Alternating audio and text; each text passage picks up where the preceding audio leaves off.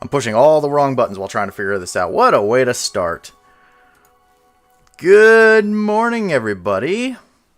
I'm FalloutFox. Welcome to the first YouTube FalloutFox stream. This isn't the first stream in general. I've been around on Twitch before. I've recently spent some time on Picardo, but now I'm trying out different platforms and seeing what works as far as like growth goes and what does not. I've heard YouTube is a little bit difficult lately, but we'll see how that goes.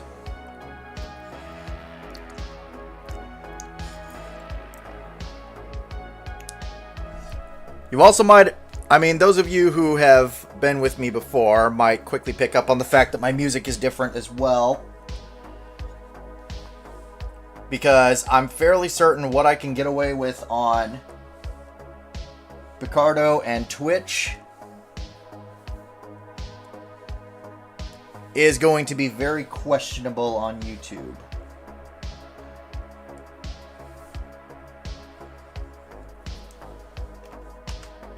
Because YouTube are very, very crazy about their copyrights.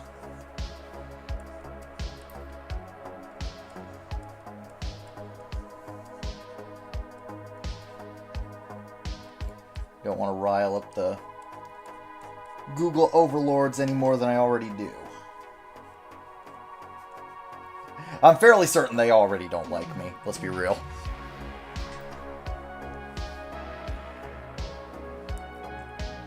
See, I almost never archive my streams, and the only reason I do that is because I have a tendency to like using copyrighted music on my streams.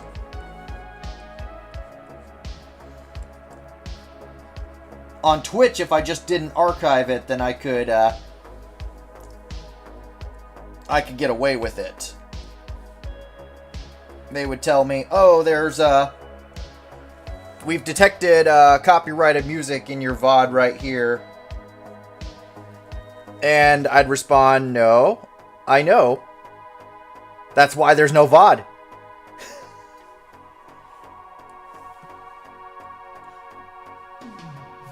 You can't get annoyed at me for posting a video with copyrighted audio if I just don't post it. Unfortunately, I'm not sure that's going to work on YouTube. They've got the stupid bots. Oh, the little AI guys that really like to make things difficult for us. So, here we are.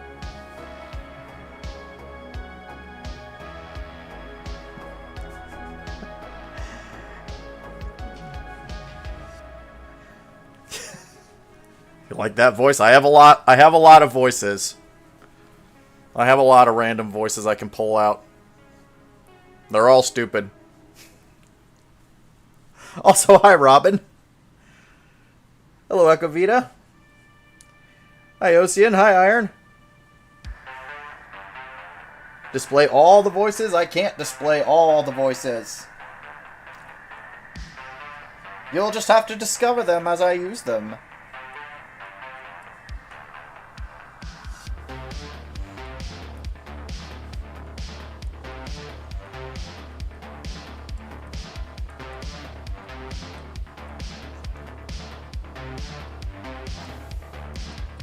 Actually, we're trying a couple of new things today.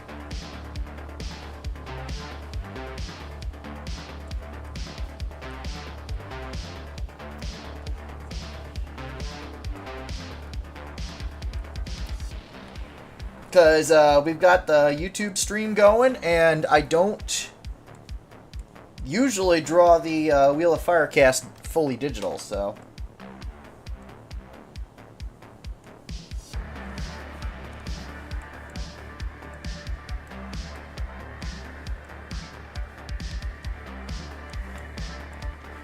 But I'm going to try to get a mirror to go in here.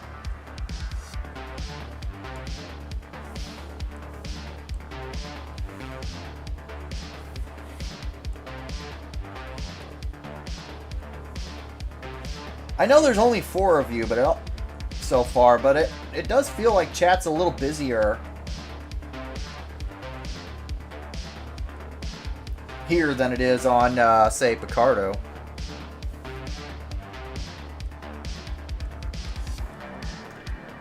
Stream did just start. We'll see if that slows down over time.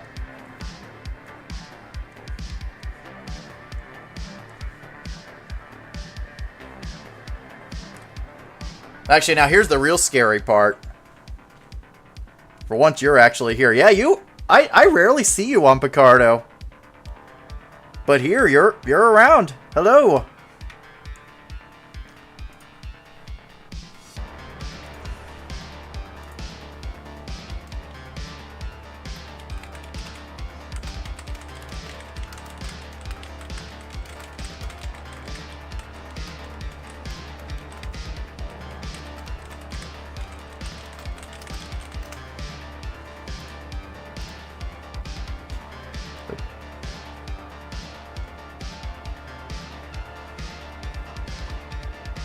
Because I usually stream while you're at work.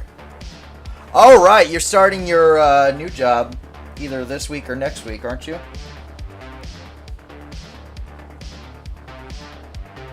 Day and next 2 days. Okay.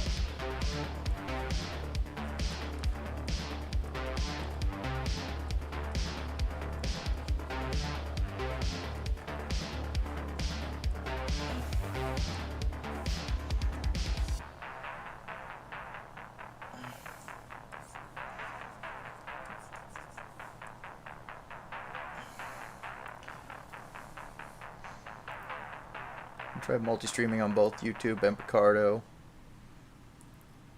simultaneously. Oh, there's an attachment that lets you do that? I need to find that. Because I've tried, I know at the start it was trying to let me do that. What I would really love to figure out how to do is get it going on Twitch, YouTube, maybe Twitter, all simultaneously.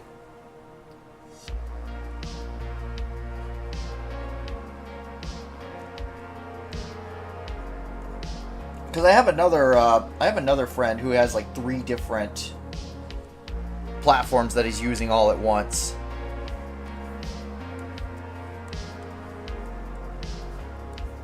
And I keep thinking, that's actually a really good idea. That way I'm not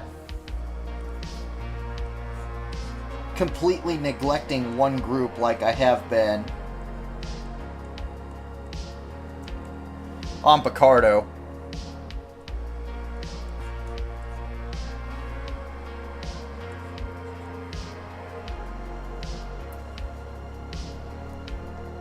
Because my main, I guess I should keep, what I'm drawing in the center.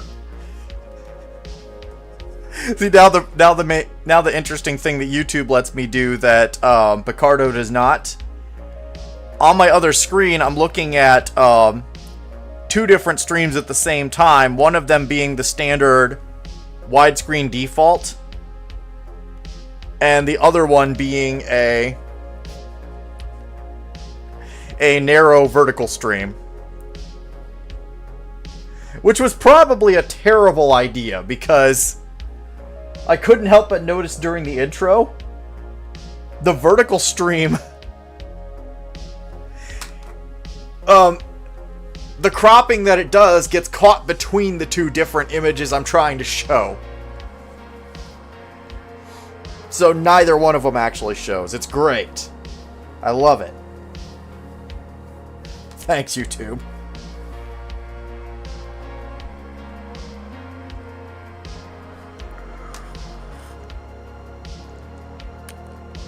Also, I have crowns for some reason. What the heck are these? What does that mean? Oh, apparently that's top chatters. Okay. As Ocean's currently at the top, Iron's in second, and Echo's in third.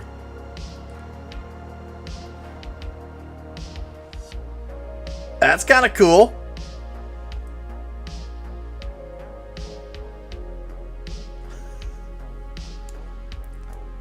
Now that's something I can keep track of.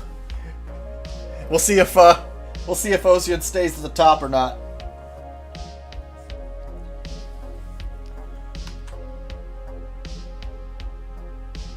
It's not cool when it doesn't work. I mean, it seems to be that's working for most people. Is it not working for you?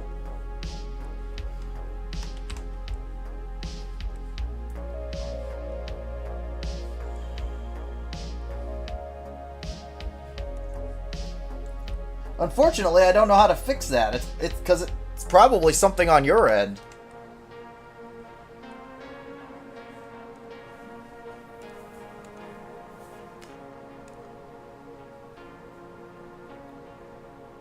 It says you get XP when you send chats. You currently stand a whopping 0 XP. Yeah, I don't know why that would be. That's really weird.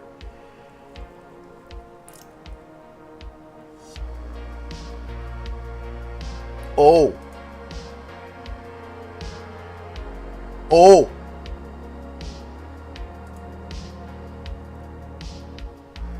Oh no, that's not what I was looking for.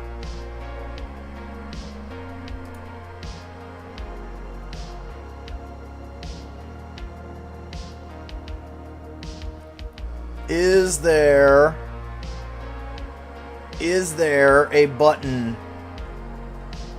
to add my own chat emotes somewhere? It's probably not a good time to do this right now, but I'm curious. Right now, I'm not seeing it.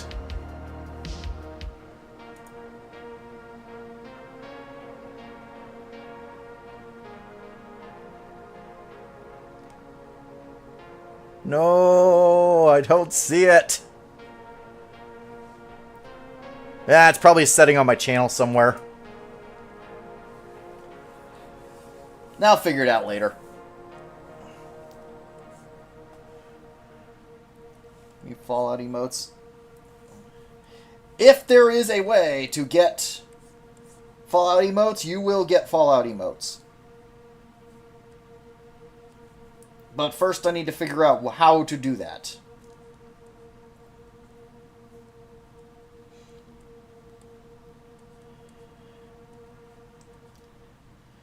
But first I should probably actually get to the point of what this channel is supposed to be about in the first place, so...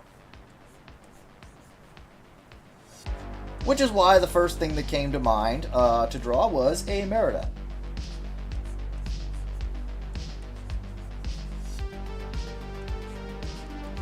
That and because I want to see how fast I can draw her. With the digital setup. She's very leggy. Apparently when you load the page, it takes forever for the chat to load back up again. Oh, that's annoying. But once again, thanks YouTube.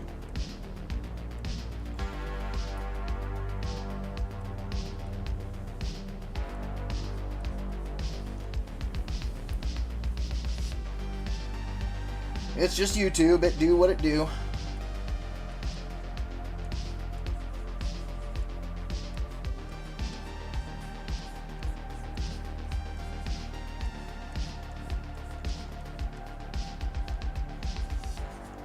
I have no control over that.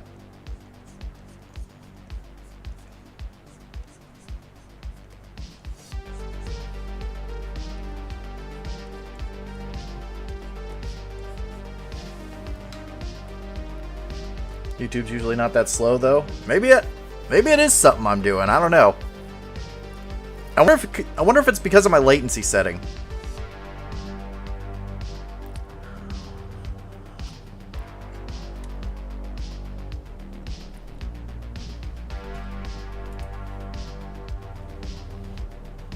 I can't really fix that midstream, unfortunately.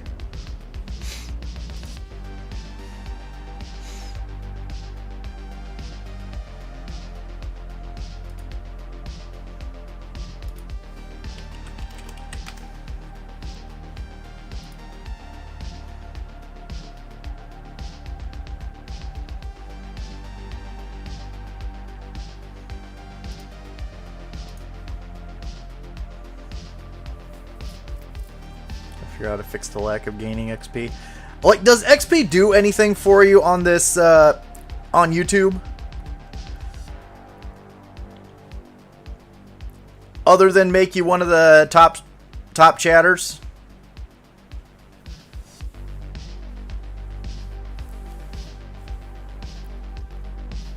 It's just a show off.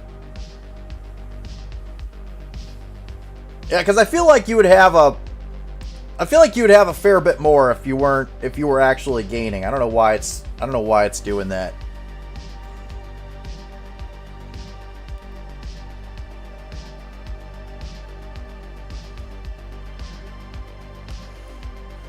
Oh, I found it. I found the share button. All right. Well, now I know how to get access to the correct link immediately. Good. No more of the nonsense that I did when we first started out here.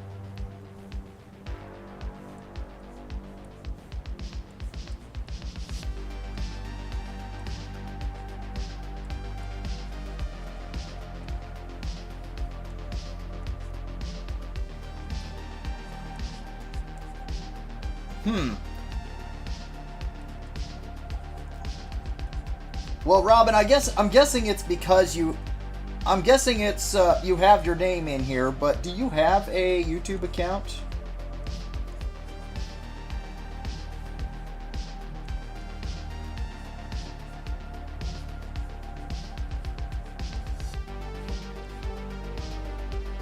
Huh. Yeah, and I don't know what's going on. That's really weird.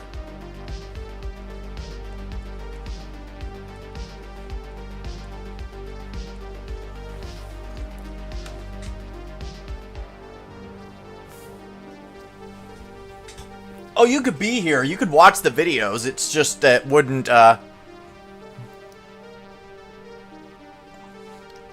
you wouldn't be able to chat. I don't think. I could be wrong, but I'm pretty sure you can't.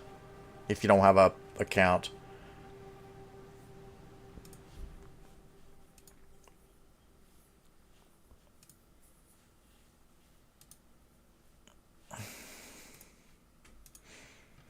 Okay, hang on. I've been drawing this leggy critter. I need to pull out Merida's ref. Wait. Wait, come back. Where's my tablet pen? Come back.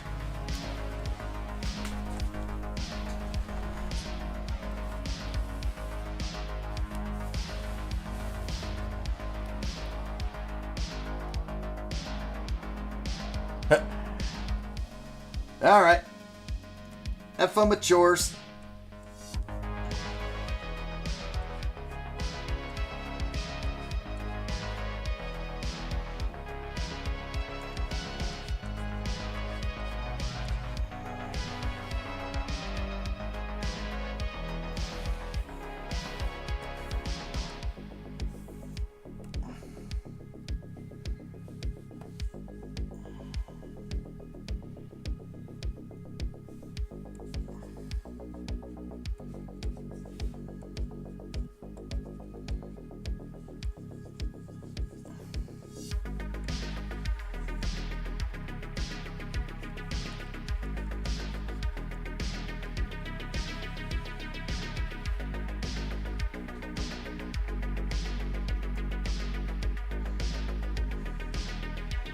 Yeah, try not to let it get to you, Rob, and there's not a whole lot we can do about it at the moment.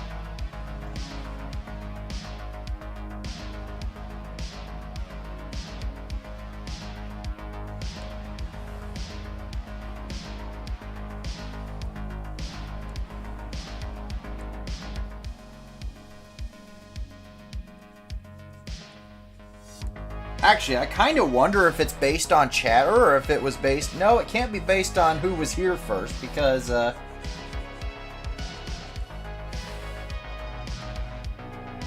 because Robin was here first as well. Robin was here pretty early as well.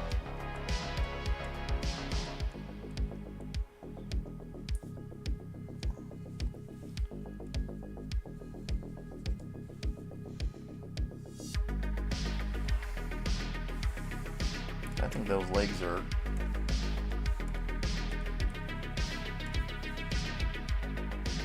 longer than they're supposed to be. I could be wrong. Merida is leggy, but I don't know that she's that leggy. Whoa, hold on. Merida is leggy, but I'm not sure that she's that leggy.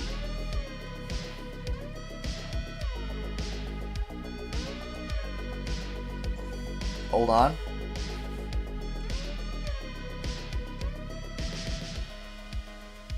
Wait, what has to be vertical? What do you mean?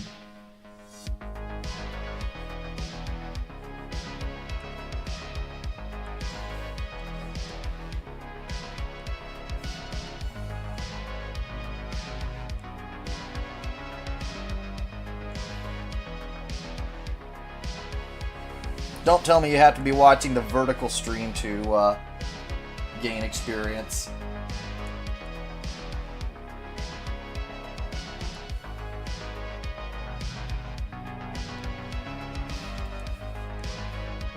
Oh, well, that's really stupid. Wait a minute. Wait, then does that mean,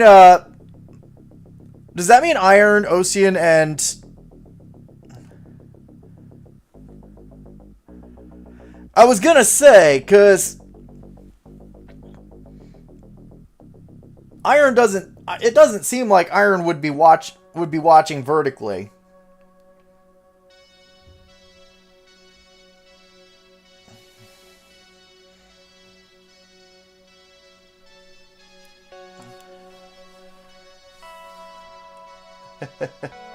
I expect nothing less from YouTube's finest.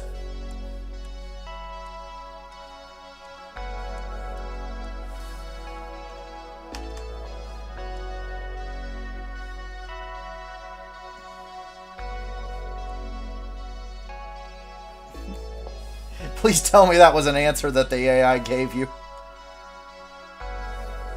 Weird place for me to be? Yeah, I know. I'm trying something different. Also, hi, Wildcard.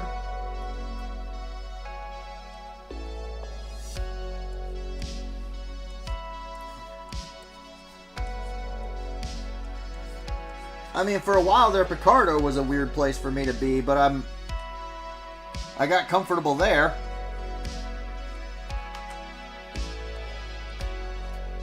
But I can't really do the multi-streams that I was doing there, so now I'm trying out different things.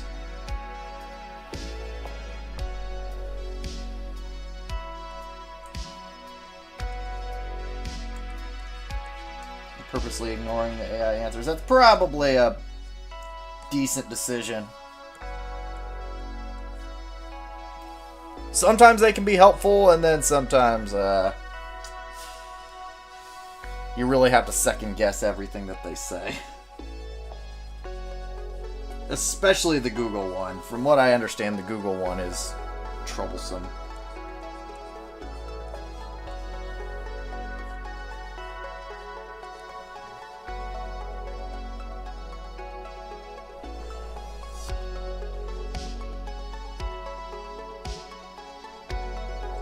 The messages and watch time are free ways of... Then I don't know why it's just not working for you.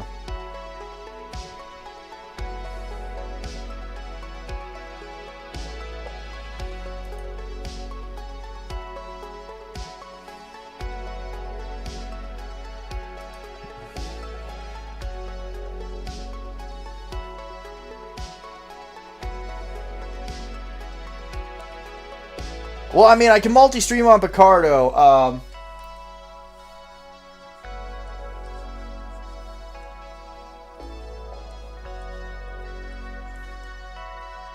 Nah, I probably shouldn't get into that.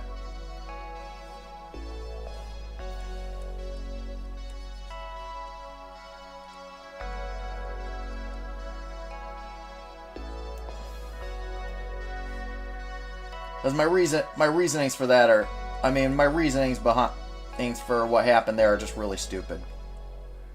But yeah, I'm looking to, at this point, I'm kind of looking to diversify where I'm streaming a little bit. See if that helps with growth somewhat.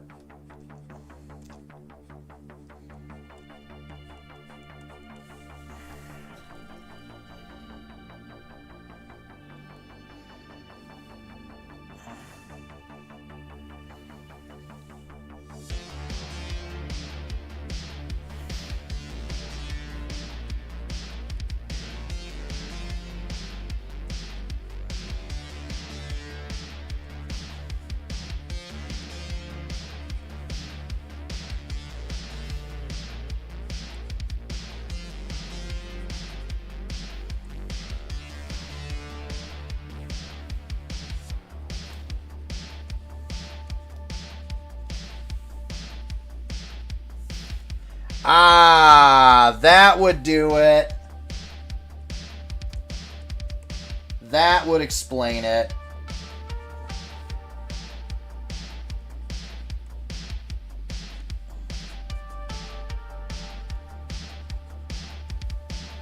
I didn't really think about that.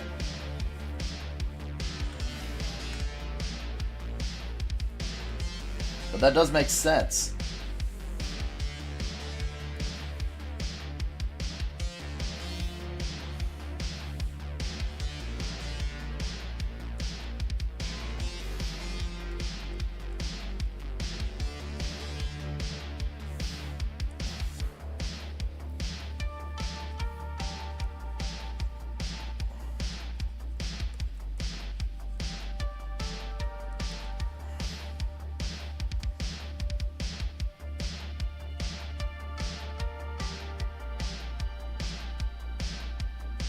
Oh my gosh.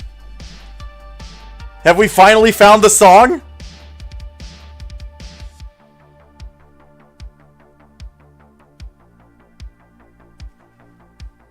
Oh, we may have finally found the song. Not quite. Now, it's pretty close, though.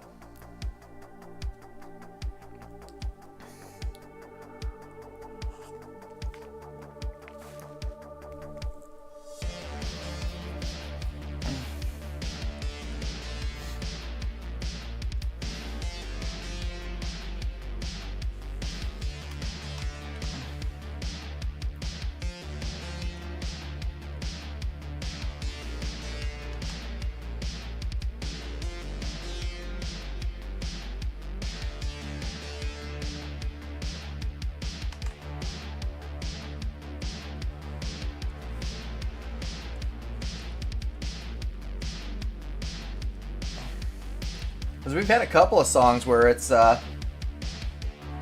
her tail is almost keeping time to the beat, but it's just slightly off. Unfortunately, I think this is another one of those, but it's close.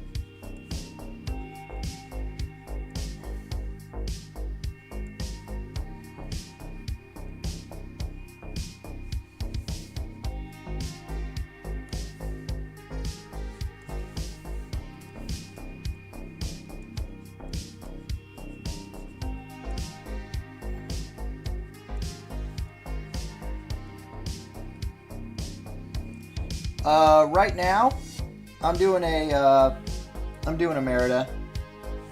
I'm probably gonna do a couple of them actually.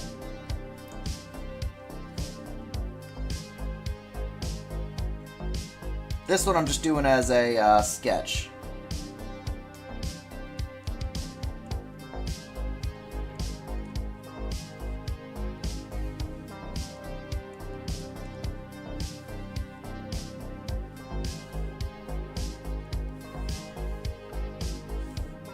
But I got something else that I kind of want to try here because I'm not entirely satisfied with how this is turning out.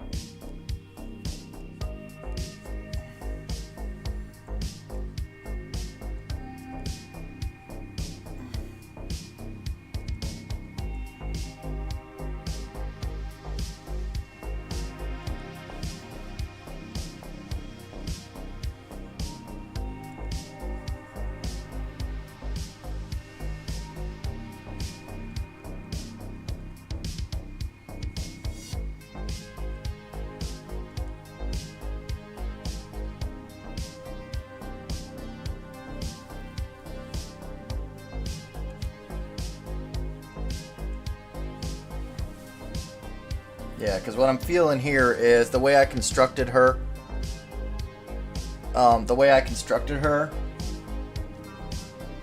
She's very stiff, and I don't like that very much.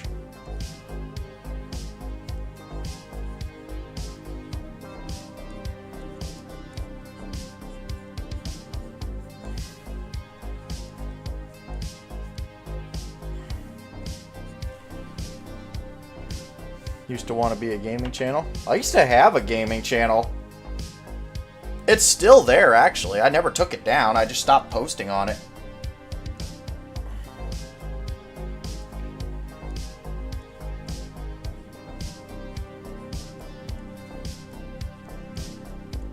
If you look up a channel called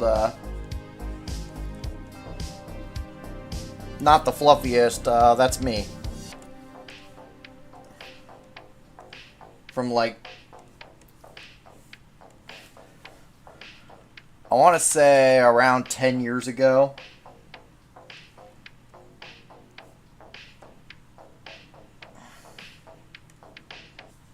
You privatized all yours? I didn't.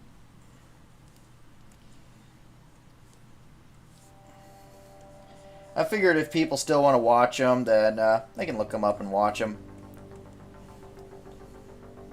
If nothing else, I know my siblings watch it, still look it up every once in a while. I don't know why.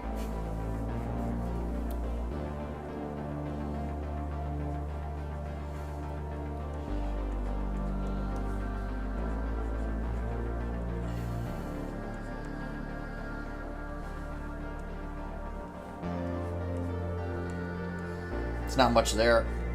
Well, now there's... I mean, there's a few videos on there that they were in.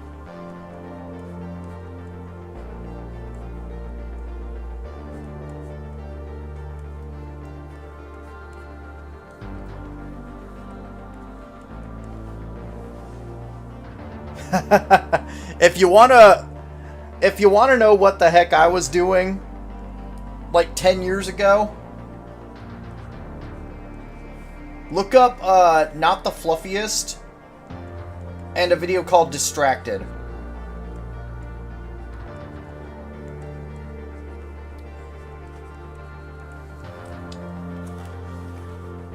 And you'll see some real nonsense. Okay, I'm gonna take this, shrink her down, and put her over here. Because I don't... Like I said, I don't necessarily care for that one. I'm going to try something slightly different here. With that pose. See if I can do it faster as well.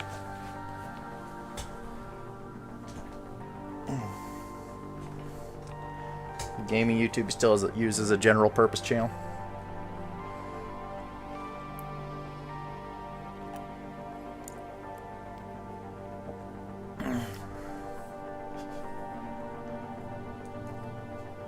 Cam Vindellum, hello, welcome to the stream chat.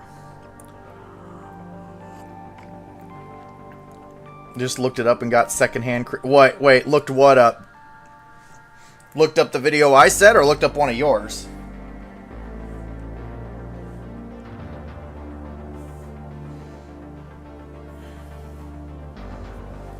Okay, let me try something here.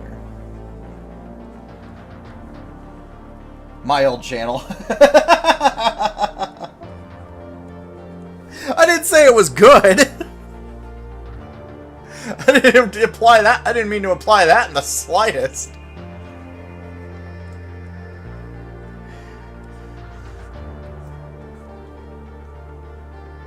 It is probably a gift. It is probably a gift to the world that I did not continue with it. That I did not continue on with the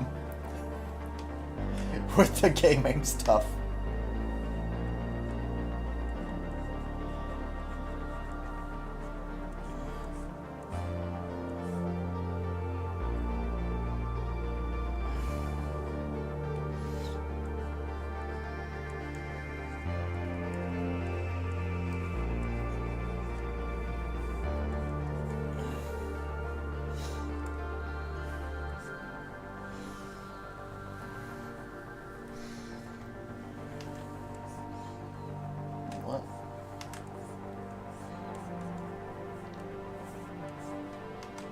It's Merida. She can't really hold still. I'm going to give her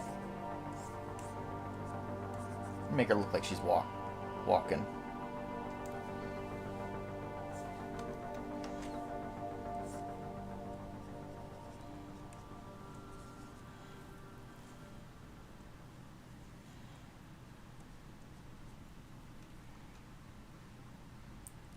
Oh, wild card's number 2 now. Wait a minute. Is Ocean still number 1? Somehow Ocean still has the number 1 spot.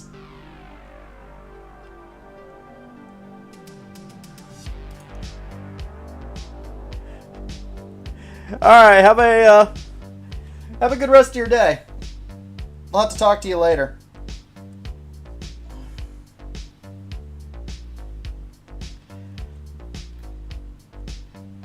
Actually, the worst part about it is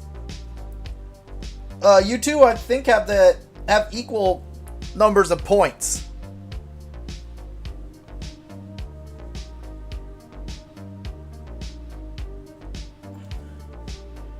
Which kind of implies that the only reason Ocean is currently still in the top spot is because he got there first. That's my guess anyway.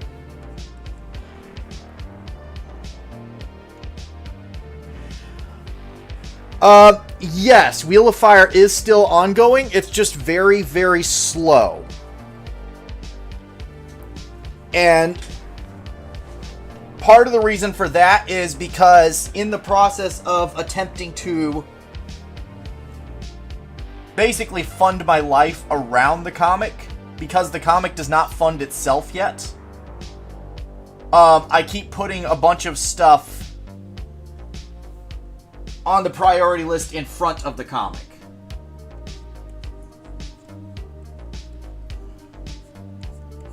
Which is not ideal. But there are currently 22 pages. One of those is currently still exclusive to the Patreon. And probably will continue to be until I fix the panel that I've been looking at.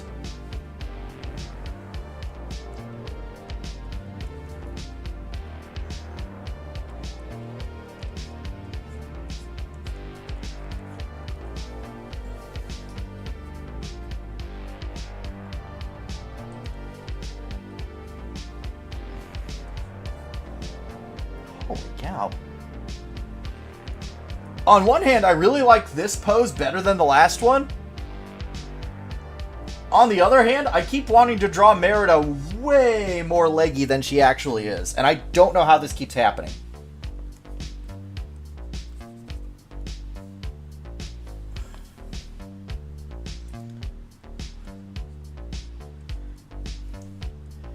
Round Robin, in fact, does have a comic. Like, Robin, you were free to... You should tell them about it.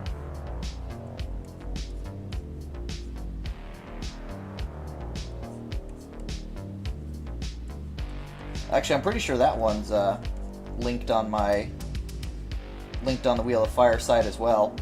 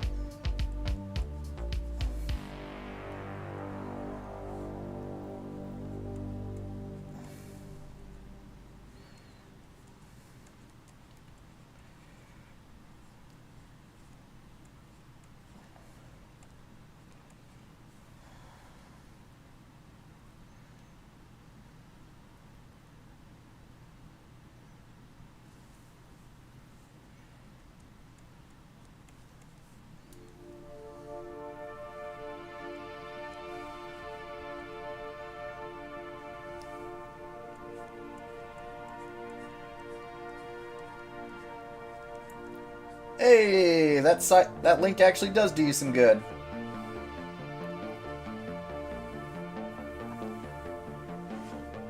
Okay, this is fascinating. How did this happen?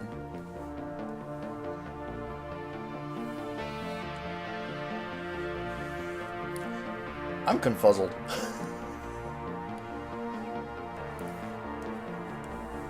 Yeah, I mean, the whole reason it's linked on my site is because we did a link trade.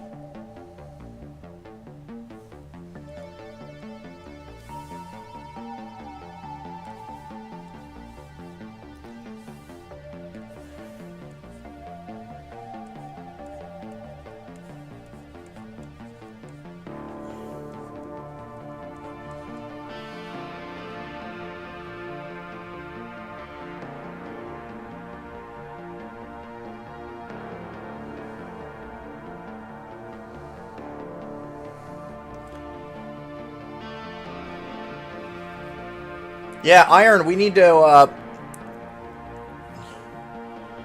we might need to, do a link trade at some point. If you're up for that.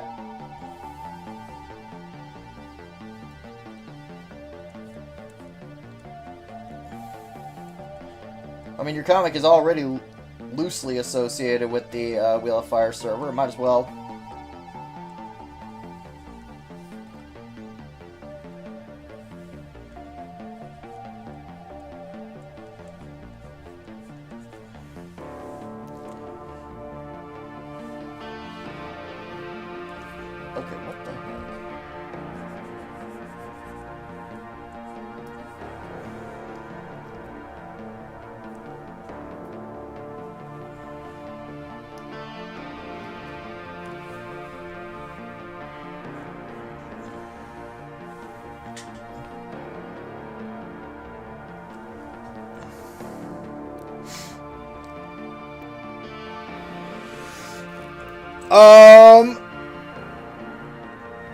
Would I recommend doing a comic?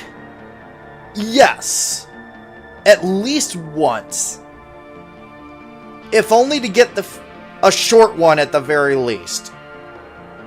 And actually, I would recommend starting with a short one, if only to kind of get a feel of whether or not you like it. Would I recommend you do a graphic novel? No, no, no, no, no, no. Not to, definitely not to start out. Not until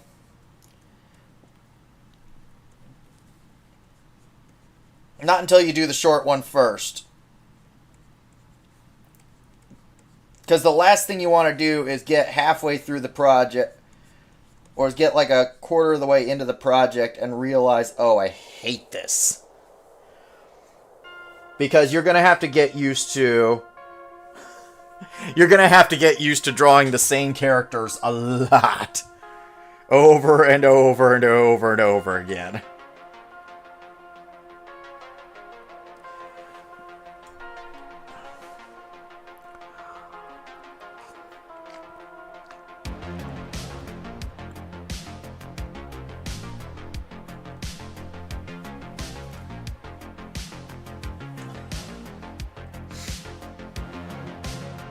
Okay, screw it. You know what? Hang on. Oh, yeah, that is... Yeah, Robin is right there. That is a thing. If you're messing around with comics, you are going to learn to improve very quickly. You are also going to learn to get much faster at drawing. And you are going to learn to draw things that you otherwise would have never thought to draw.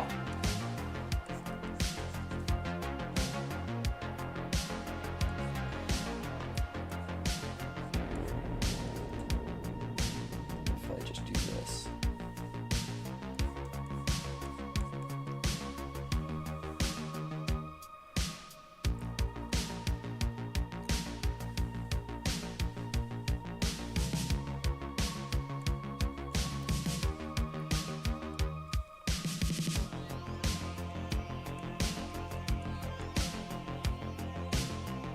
Especially if it's the type like what I'm doing, where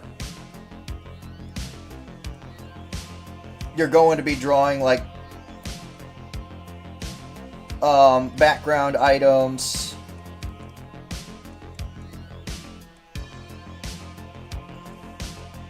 I'm having to learn to do machines and vehicles.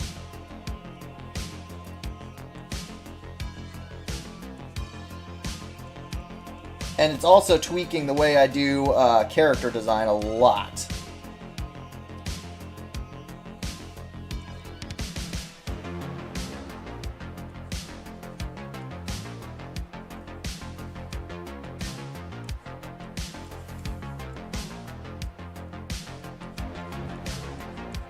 Like, if I were to design Merida now,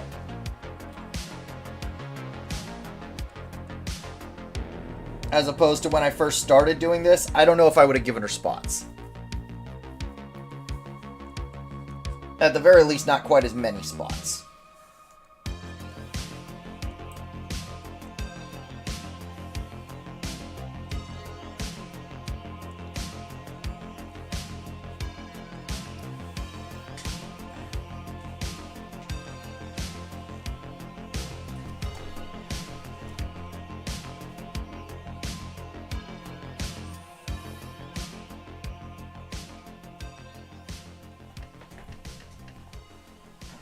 But then again,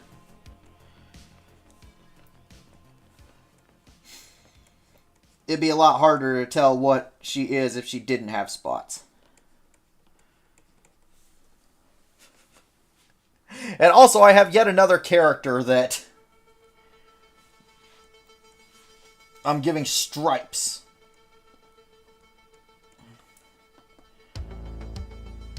Actually, it's a little worse than that, because it's stripes on one arm, spots on the other. I haven't tried drawing that yet.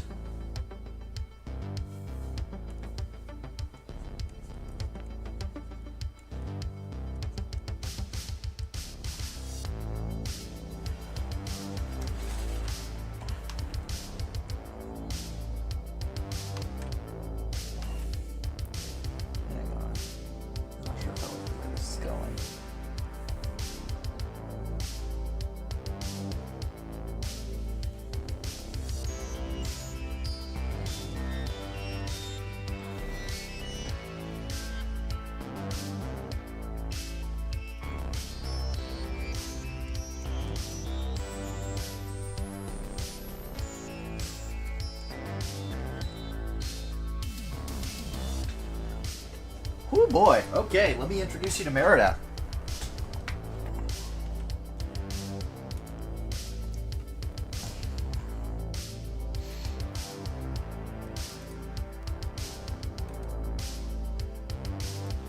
You only know Princess and Catherine? Yeah, those two actually have nothing to do with Wheel of Fire. In fact, Princess is not allowed to touch Wheel of Fire. I have told her she is not allowed to fool around with it.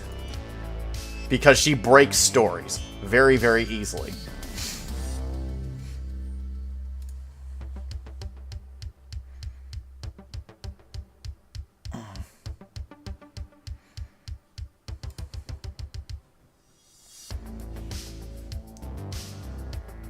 Okay. This is Merida. She is one of my main characters in this story, of a group of 3 relic hunters who are basically digging up treasures that have been left behind by aliens that used to occupy this planet. That's what she does as a job.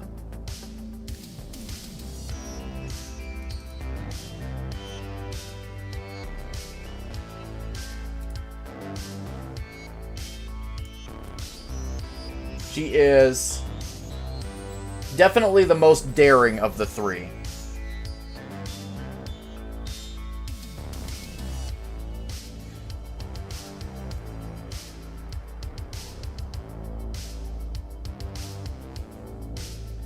We spent a long time living on the streets when she was younger. At one point got kid... And you ask who her companions are? Yeah. Yeah, let me get up some pictures of them next. Actually, hang on. This is the first panel that they appear in during the story. This is all three of them together.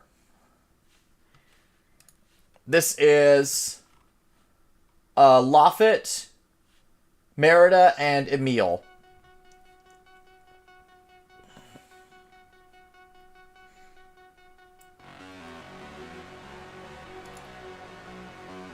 If I may equate them to gaming classes, Merida would be... Sorry, no, Laffit would be the team mage. Merida the rogue. And Emil the gunslinger.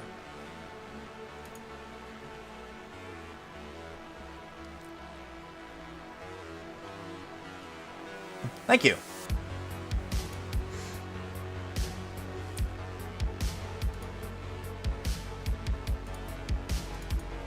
That's design work. That's not what I'm looking for. There it is. I was looking for a few images, a few other images with them all in it.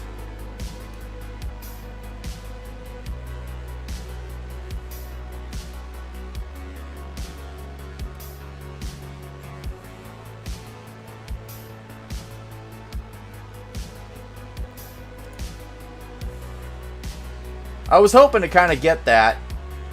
And also to kind of associate a particular color with each character.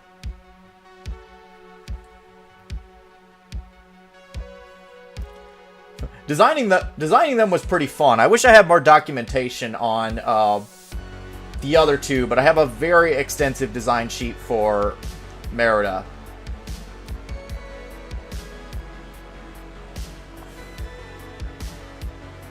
I suppose I have some of Laffit too. Emil is a Wolverine.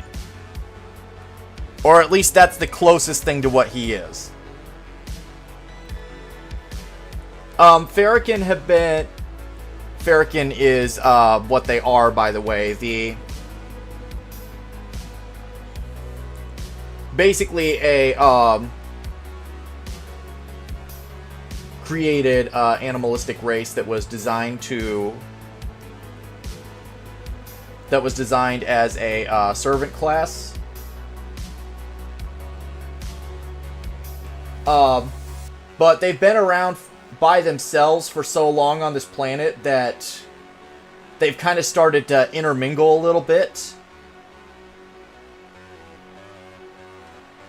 Merida is about the closest thing you're gonna... Merida is about as close to a serval as you're gonna get. Whereas Emil is mostly Wolverine.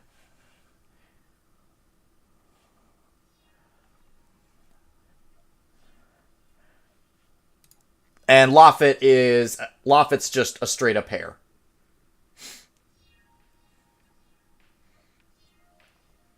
This is probably one of my favorite things I've done with them.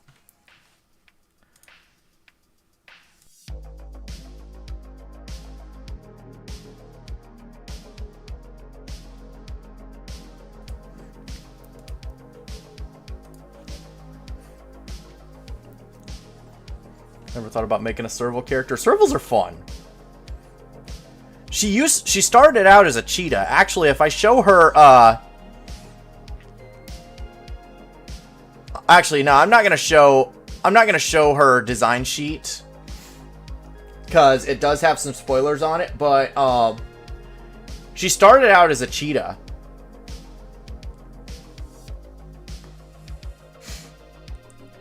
And I swapped to a serval because they're basically cheetahs, but vertical and more expressive. And smaller. They're also smaller.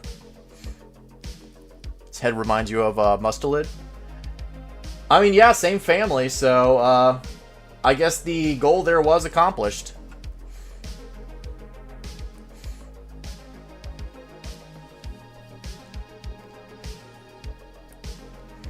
So yeah, these three are my main characters throughout the comic.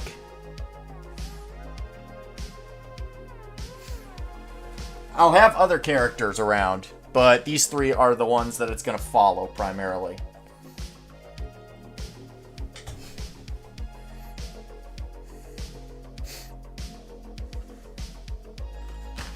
Can't wait for otters to appear in your comic.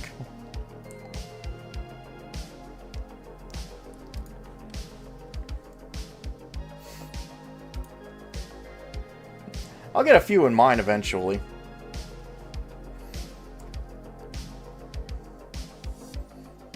Probably mostly as background characters, though. I don't really necessarily have any roles yet in mind for them.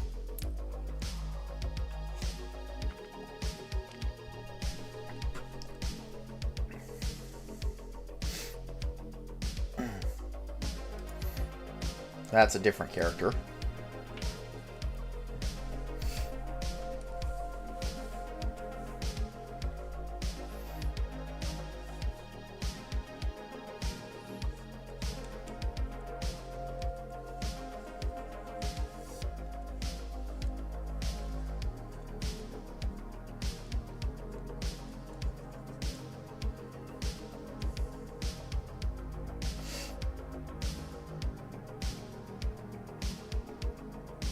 Races with their fur coats with many spots and stripes. Yeah, that's going to be really, really tricky. If you have a lot of spots and stripes, because if you're drawing that out... Well, I guess you have one of two things you can do.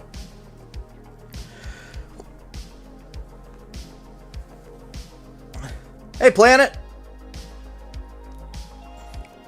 Welcome to the YouTube stream.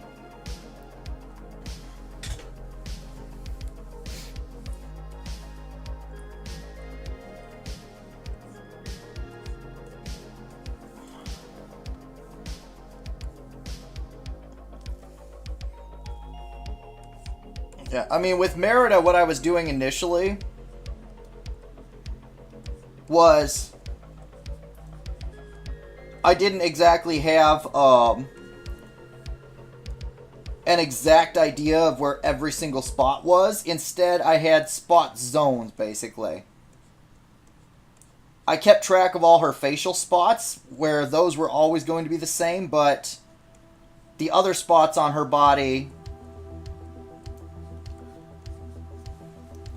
I kind of had a rough idea of where they should be.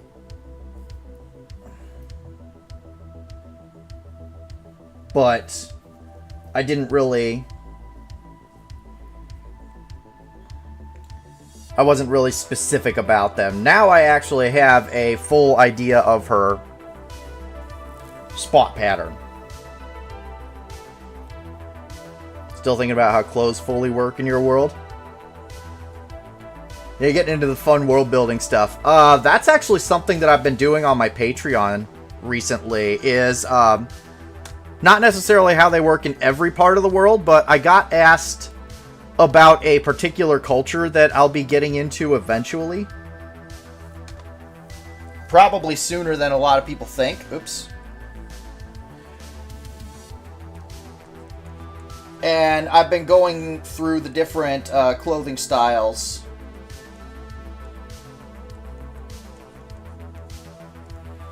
that occur in that particular area. I'm probably going to have to do that with some other areas here eventually.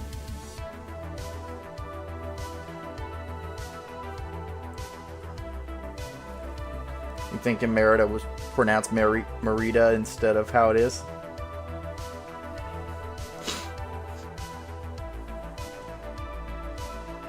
See, the fun part about Farrakhan is they can... Different kinds of Farrakhan can interbreed with one another. In certain areas, they just don't. Because it's kind of considered against the culture, but in other areas, you'll get all kinds of odd hybrids, and then you get it to eventually... certain kinds are just kind of...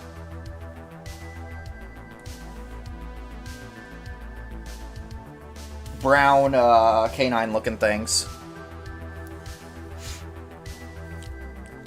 Because because of the climate of the planet and their head shape. Characters with antlers need modified clothes because it's difficult to fit a t-shirt over those horns. Oh, shoot. Who did I do that with, Who did I do that with? Oh, one of my D&D characters. She didn't start out with them, but she grew a set of antlers over the course of the campaign. It didn't cause as many problems with her clothing as it did with some of the other stuff she was trying to do. Like, late in the campaign, she got a necklace of Fireball. She didn't know what it was. And she couldn't fit it around her neck. Because the antlers kept getting in the way, so instead she just kind of dangled it from the antlers all the time. Not even realizing that she was basically wearing a nuke on her head the whole time.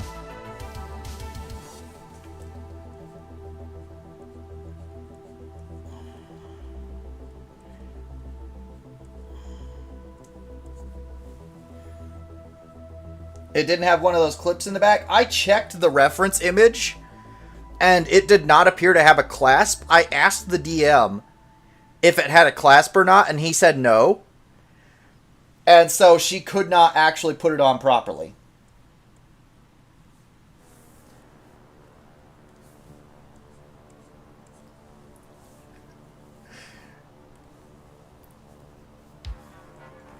And to be fair, we were both having good fun with the problems that she was having with her situation, because she was a druid with a broken wild shape ability.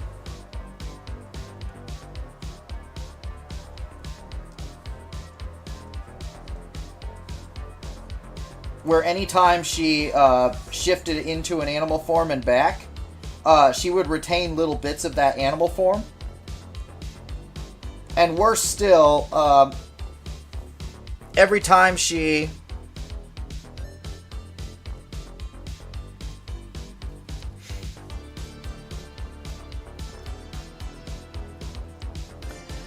and worse still, every time she gained a level, she picked up a trait from a creature that she had been recently. Except for one time where she picked up dragon, blue eyes from a silver dragon.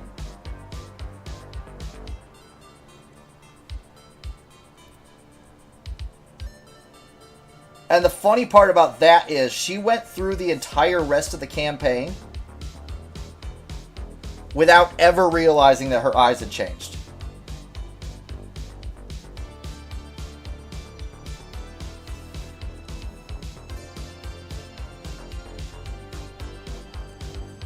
Because nobody in the party told her, and she never got a look at herself.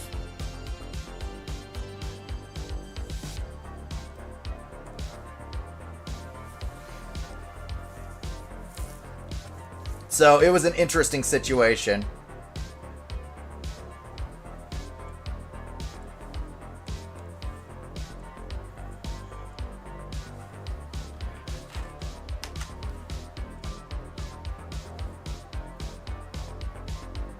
Yeah. I'd like to return to her at some point, figure out what happened to her.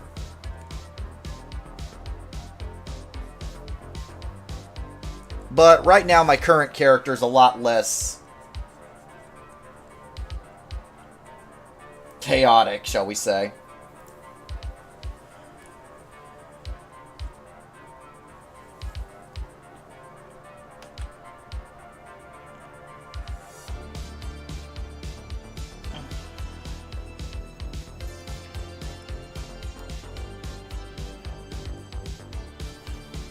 I did ask about that, and I was told that she probably wouldn't see much change in her vision.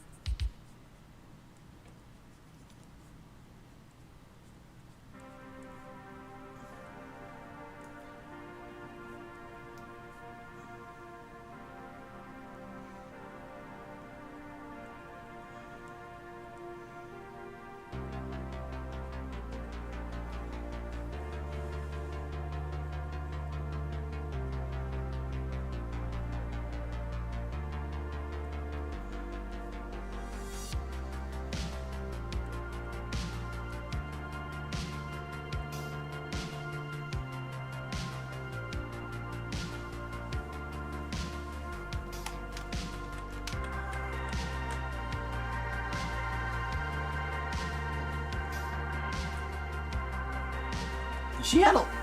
That was a fun, that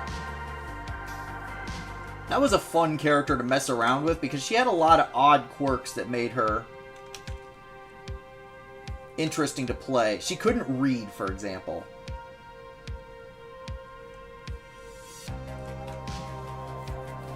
How do you do angled heads?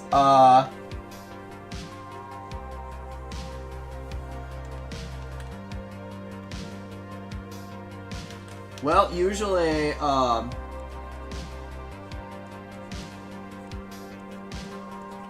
tend to do a more squared off head for a male and a male and Merida, and a more rounded head for a female. We draw a line at right about where the snout is.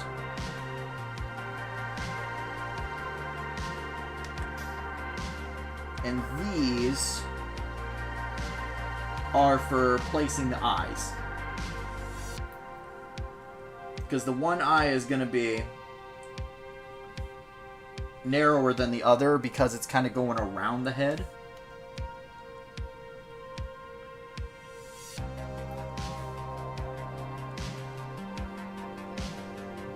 And they're going to be differently shaped as well.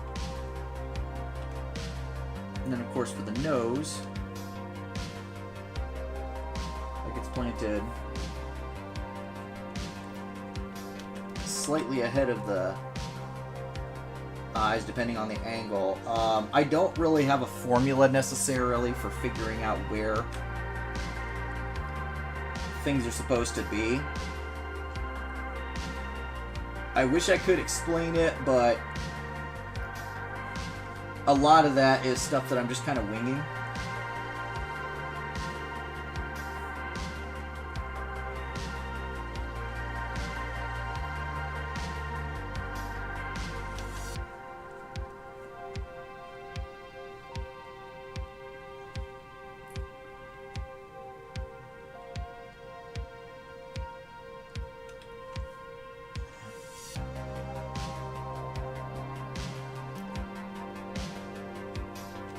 Hair is also a struggle.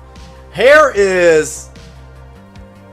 Gosh, I wish I had better advice for hair, but my hair is complete and utter nonsense. I will just say that straight up. A lot of my hair is just me making it up as I go.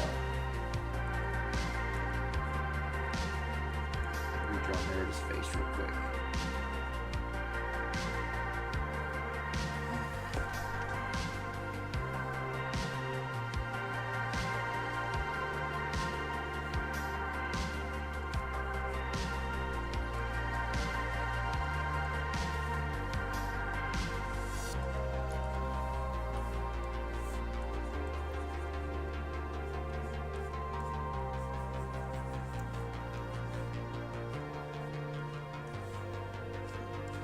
I will say, some of what I've learned,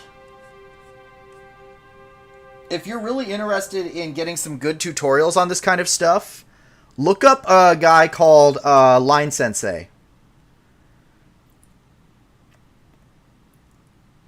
Because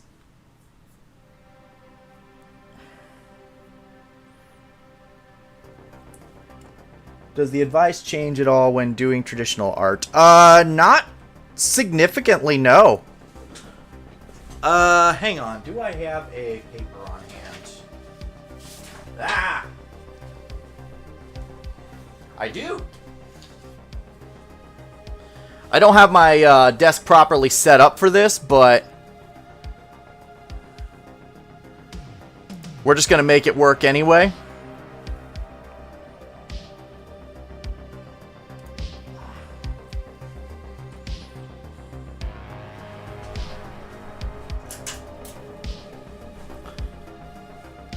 Because normally I would have all the lighting fixed, but I wasn't planning on working on my desk. But now the advice is pretty much the same on traditional. I basically do it the same way.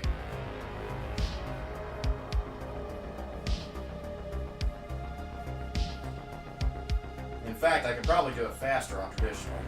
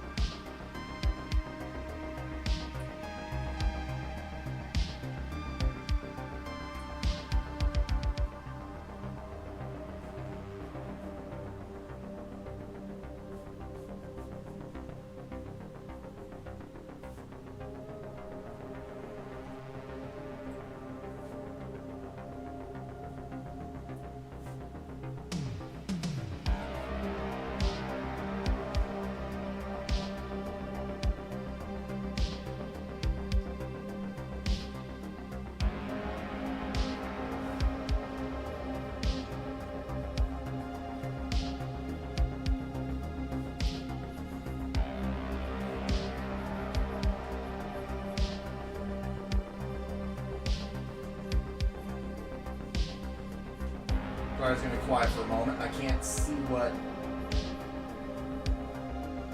Chad is doing when I'm on the desk, so...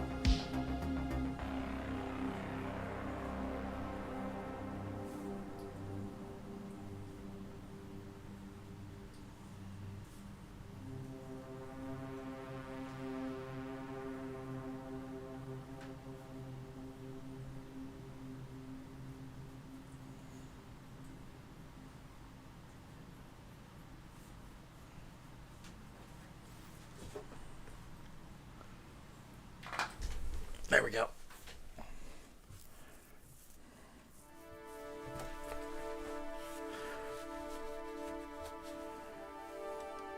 Also, hi, Spy. I just realized you were here. How you doing?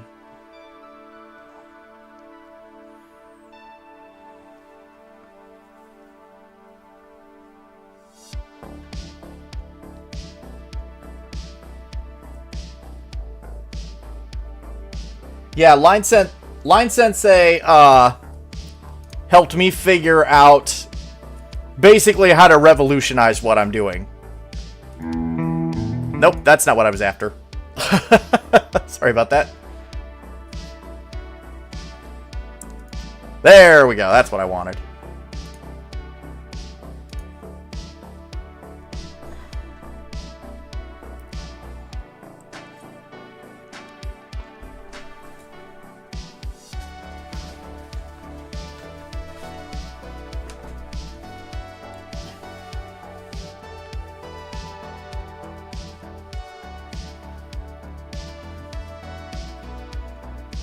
I really like the guy. He just kind of came in out of nowhere with some of the most helpful tutorials I have seen in ages.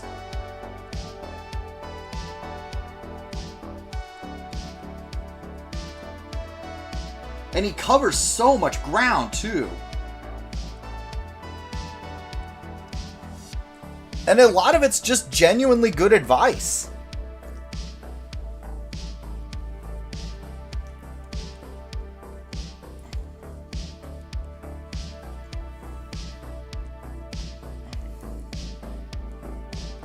He just kind of takes that approach of, yeah, there's a lot of ways to do this. This is how I do it. Maybe you can learn something from it.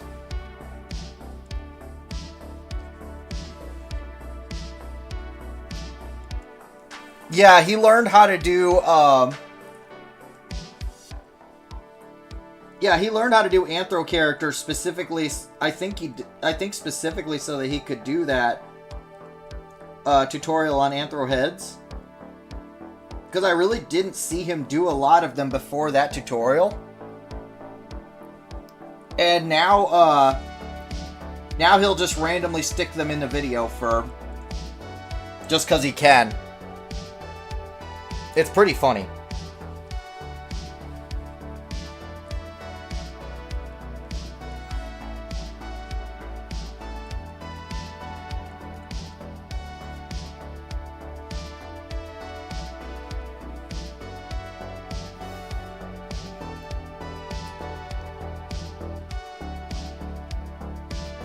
I mean, that's kind of my approach to, Stop it. There we go. That's kind of my approach to tutorials at the moment.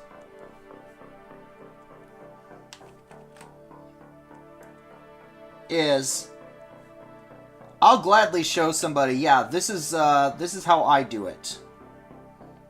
There's a lot of ways to do this, but this is how I do it specifically. You can try it out if you want. If it works for you, great. Keep trying it and refine it. Maybe you'll come up with something that I never could have. And if it doesn't, well then, there's plenty of other methods out there for you to figure out.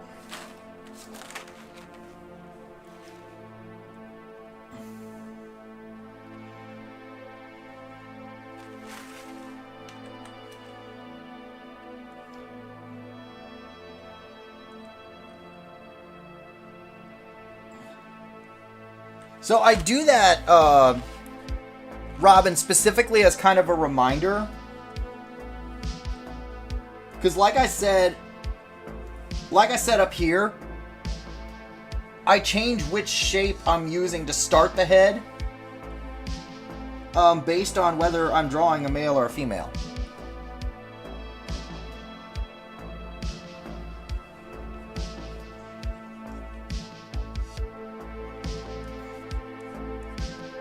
Like with the males, I'll start with the more blocky head. And I end up sticking to kind of sharper, blockier shapes. Whereas with the females, I'll start with a round head. Merida is the one exception to this. Because with her, I also start her with the blocky head a lot of the time.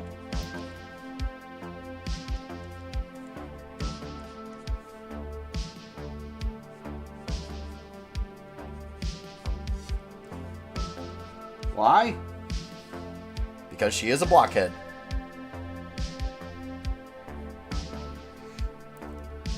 The way you change how you draw is you'll look at other people's art, find an element you like, and go, I'll steal it! No one will ever know! I mean, that's really what it is. Especially nowadays, we artists basically stand on the shoulders of giants, on all the work that came before us. On all those artists that we admire, it's...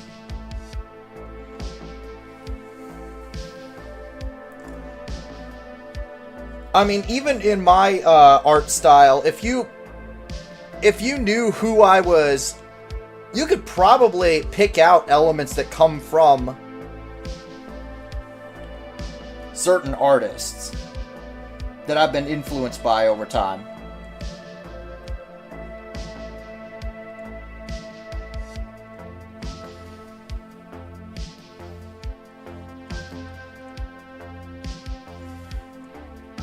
Like the way I'm doing my inking and lighting right now, I'm picking up a lot of that from, yeah, I'm incorporating a few elements from, Matt Rhodes of Dead Gods fame. Dead Gods and Tellurian fame. A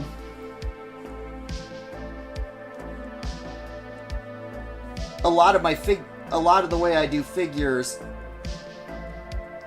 some of that's lifted from David Lilly, for example.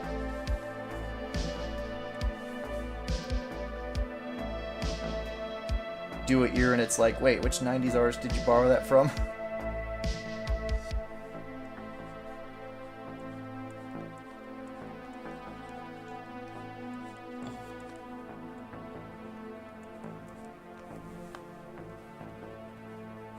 I mean, so much of an art style comes from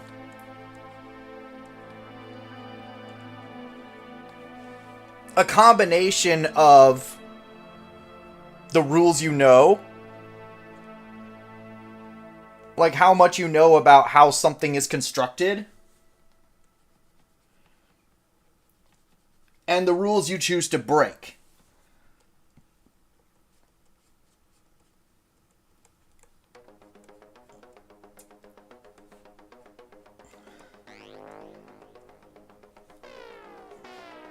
Like, yeah, I know hands are constructed this way. I choose to draw them like this.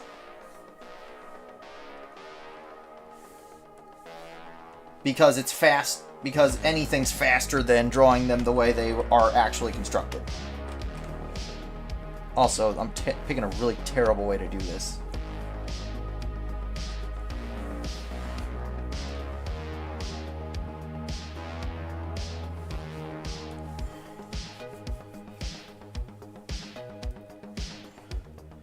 So lifting styles from other artists is basically you taking a look at how they choose to solve a specific problem, like, once again, going back to to a prime example how they draw hands and just going, oh, that makes a lot of sense. I should try that. You have yet to fully draw hands on your characters. They look more like mittens. Hands are difficult. Hands are incredibly difficult. I won't deny that, because they are very complicated shapes.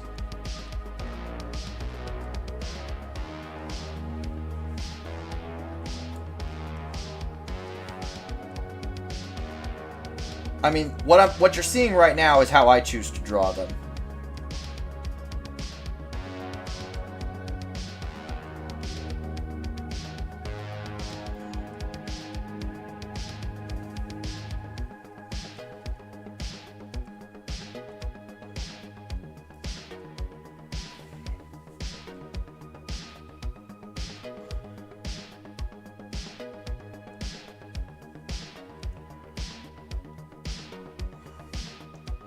And even then, that changes between characters, because if I'm drawing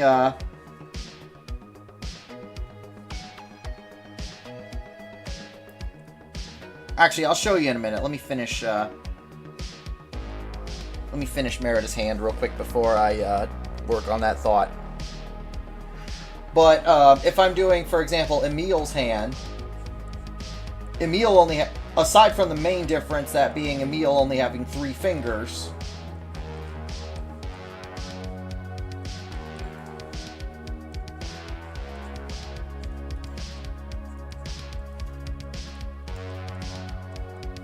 I'm going to use much larger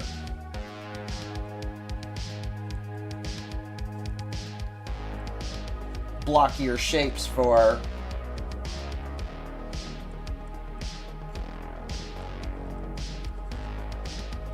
drawing Emil's hands.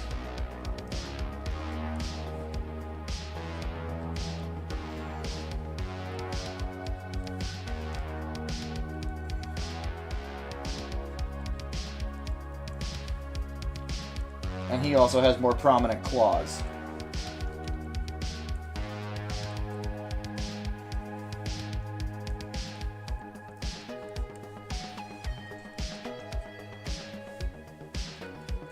And unfortunately, I drew the hand the wrong way, so I can't really draw his thumb. So it's just going to kind of hang out down here underneath everything.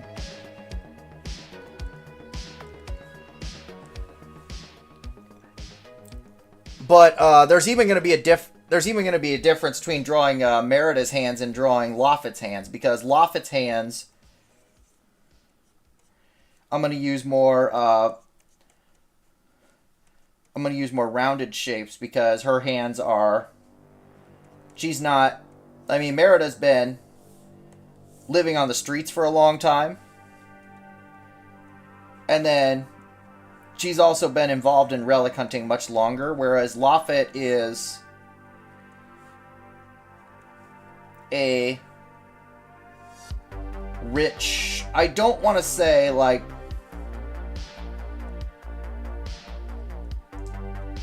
I don't want to give the wrong impression, but Lafitte is much more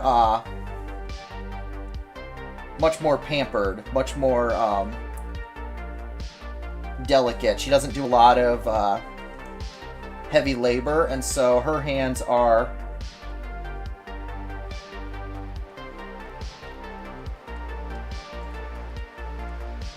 going to be much more softer. Much softer.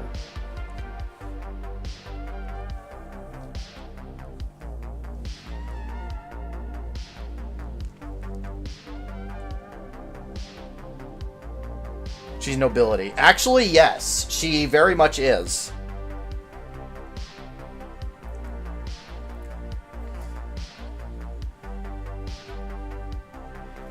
Also mentioned that Lafitte is based on a hare. They are herbivores, whereas servals are carnivores. Yes.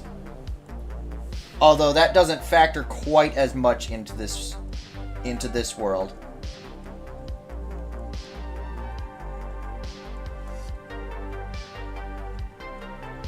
Because Farrakhan were designed to be able to work with a diet that was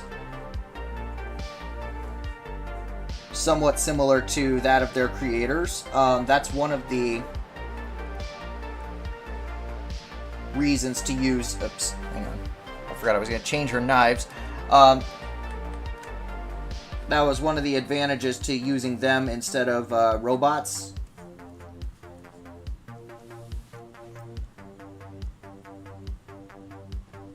Laffit can, in fact, eat meat. She just has a preference more for the leafy greens. Similarly, Merida can eat the leafy greens. She's just going to have more of a preference for meat.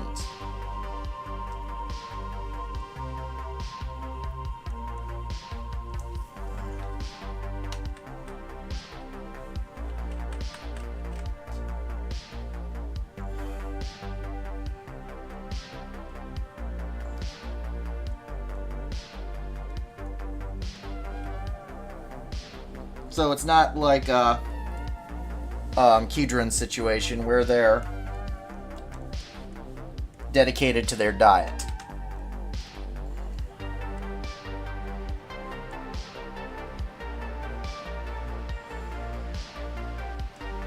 Or dedicated to their animal diet.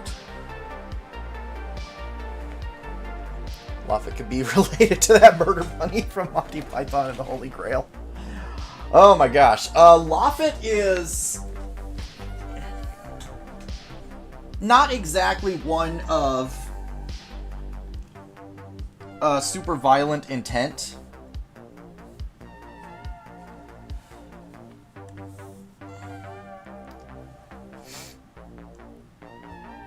That being said, she does have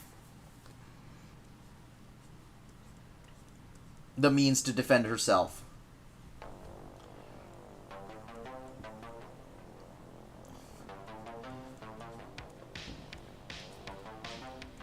Aside from just her scriptus, which you've seen a sample of in the comic, she also carries a rapier that she has yet to draw. In the comic, I mean, she's drawn it plenty and is well practiced with it. Weren't sure if their real world animals had an effect on their design in terms of bone/muscle structure. A little bit. Here and there. Merida, for example, does retain the ability of a serval to be a very good jumper.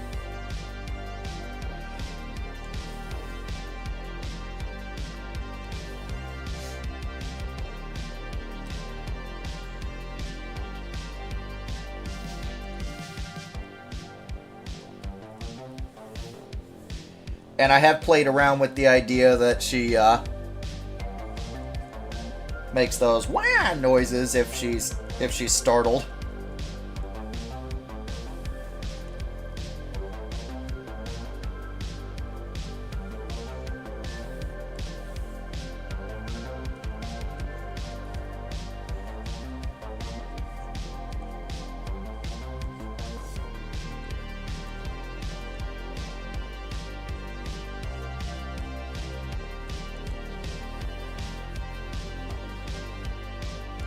So if you ever hear her say "why" in the comic, that's what that should be read as.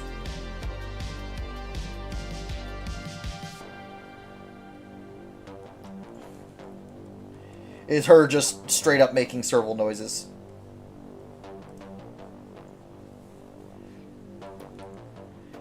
Mostly because I think they're hilarious.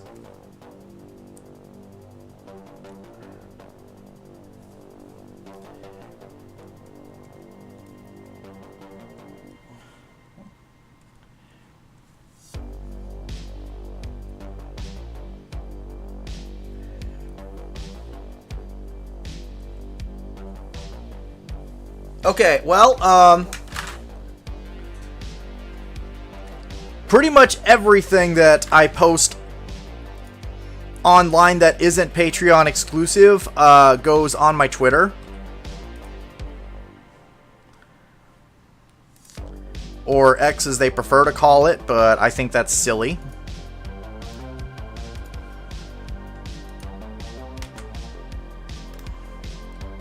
You can find that there.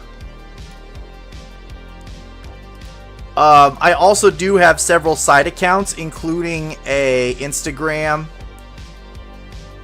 and a DeviantArt that has been around for ages. Not everything gets posted there. Most of what gets posted on my DeviantArt is finished pieces.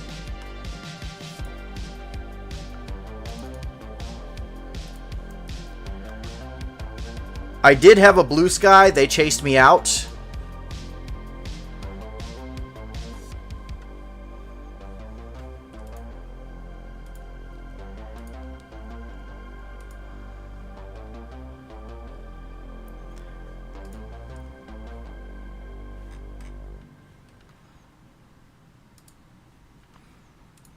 And like I said, if you're interested in making more of this happen and supporting the comic, there is this. Blue Skies 2. Yeah, DeviantArt is it. It's like the real trick is it's really hard to find a art website that everyone can agree on.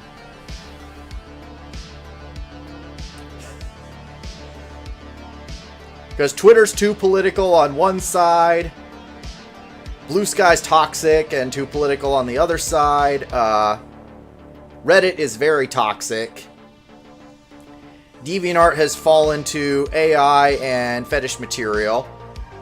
I don't think Fur Affinity was ever not a bunch of fetish material. And then almost every competitor is either much too small or much too scattered.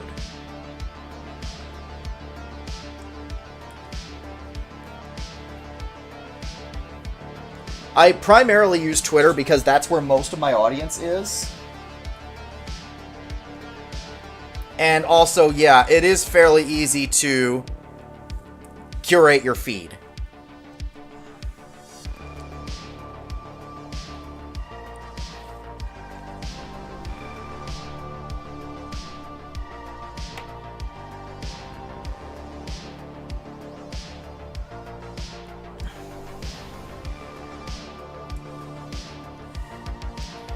Yeah, I don't understand DeviantArt.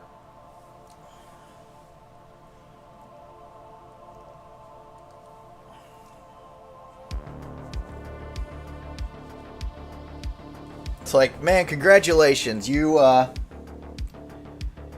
scared off most of your main platform users by promoting AI so hard.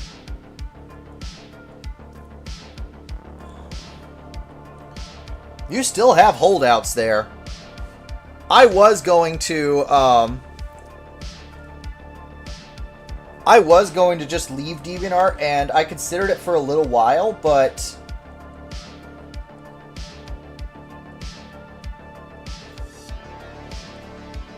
eventually I came back and started posting there again because I kind of realized two things. One, if you're constantly trying to move around to avoid the controversy, you cannot build an audience that way. You're going to be constantly leaving people behind.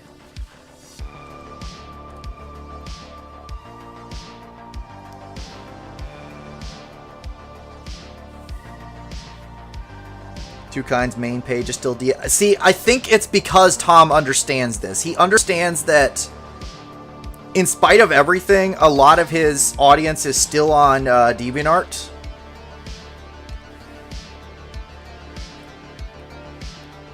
If he's constantly moving stuff around, then he's going to be losing more audience members than he's gaining. And that presents a very unstable situation that's difficult to follow. That's why That's why I don't leave platforms very much.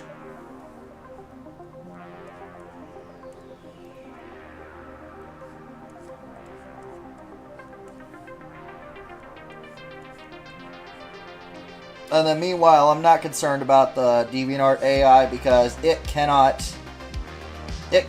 replace me. It cannot do what I do. That is not a challenge. That's just a fact.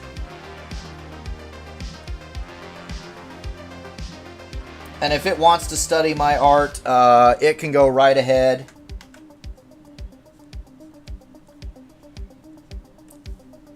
It can't do what I do.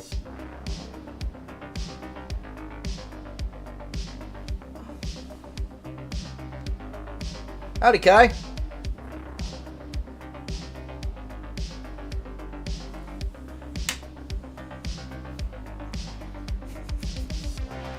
Iron, you've taken number 1 from Ocean. Actually, hang on. Is Ocean even in here still? Oh no, he's been pushed all the way down.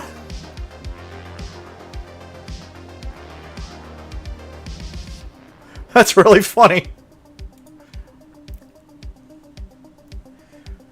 Oh, that might be the only time he ever holds that spot.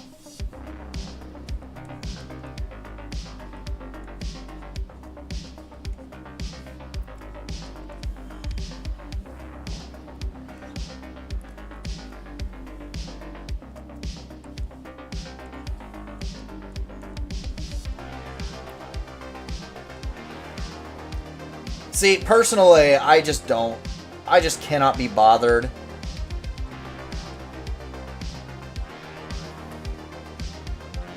to worry about AI training off my stuff. I don't think that you could type into I don't think that you could type into an AI, hey, draw this character in FalloutFox's style and get anything remotely consistent. Partially because I have so many different styles that I'm working with, and I just realized this isn't even in the main area. It's like I have so many different styles that I'm working with.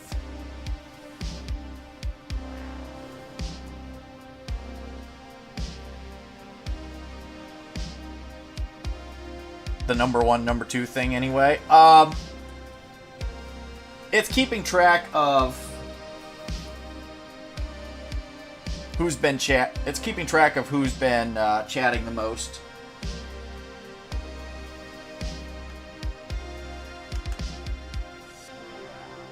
Iron and now I need to look at who's up there. Yeah, Iron and Echo have basically been here since the beginning of the stream, and Cam has been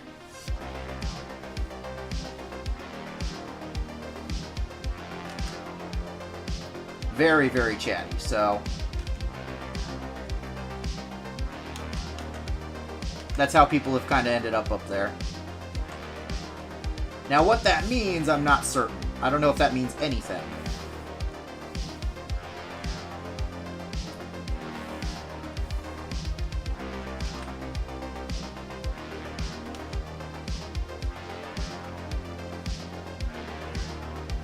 Other than, congratulations, you've been here the longest.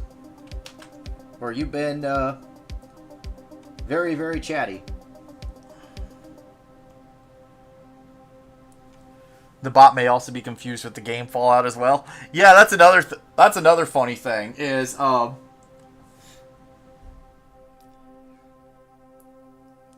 like, I basically have two main things that are keeping me safe from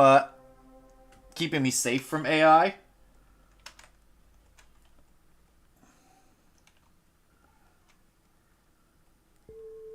One being my name, which gets it confused with Fallout every time with the game Fallout every time you ask. And two,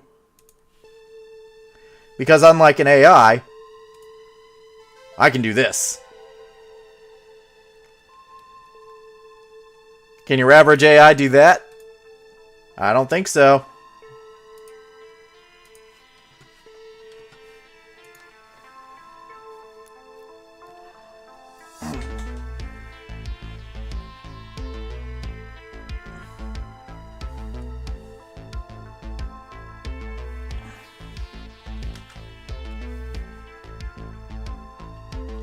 AI is without soul is probably the best case scenario.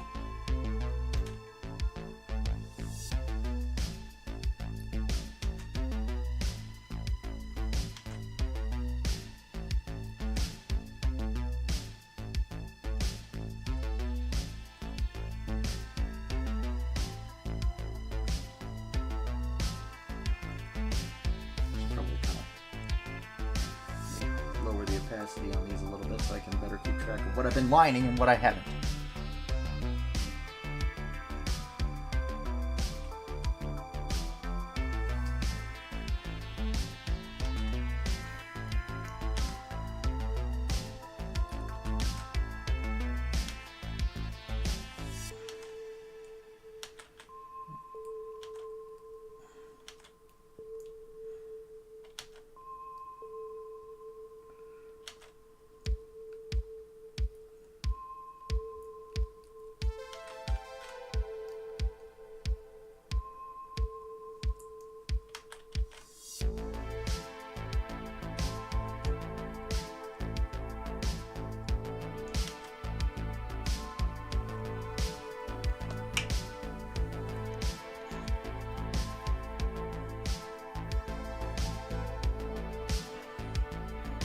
Actually, funny, I wonder if I can find this stupid thing, because I did save it at one point. Mostly just because I thought it was stupid.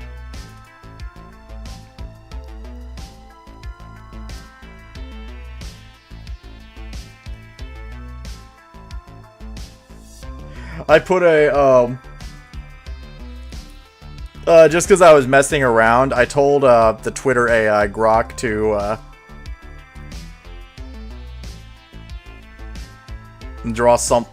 draw what it thought the user of my Twitter profile looked like.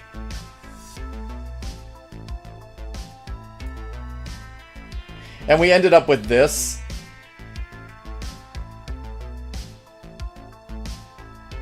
I'm not sure what's going on here. But I find it kind of hilarious.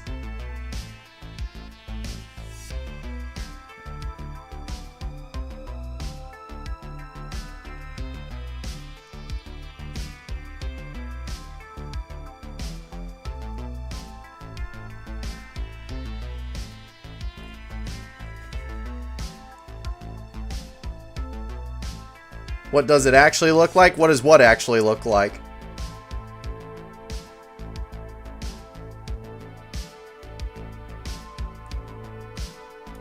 I can guarantee you, you can hear my voice. I definitely don't have a chest that nice.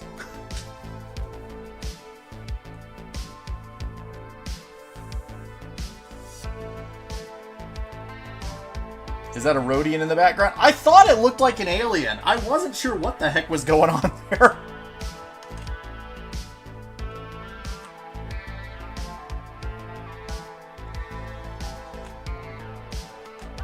I don't know what aliens have to do with my profile.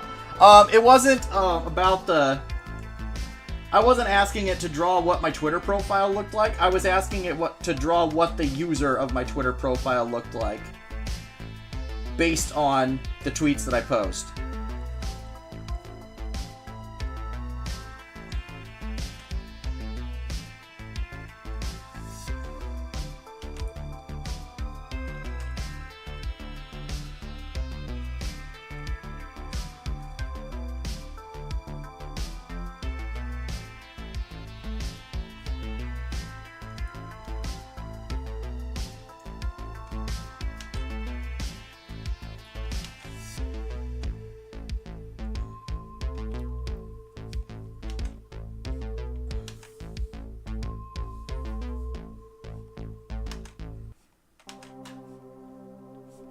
And I can guarantee you I am not a fox girl.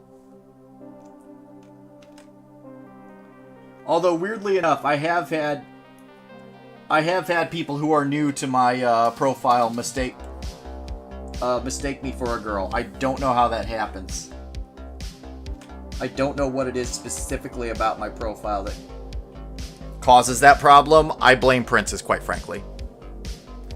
I suspect she has something to do with it.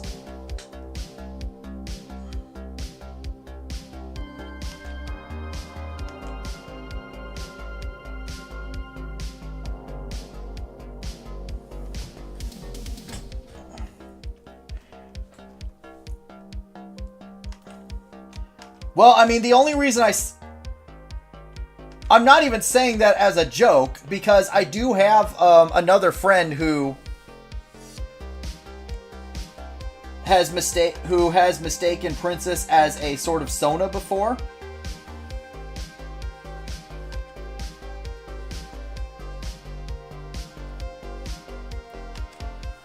And that's where we end up.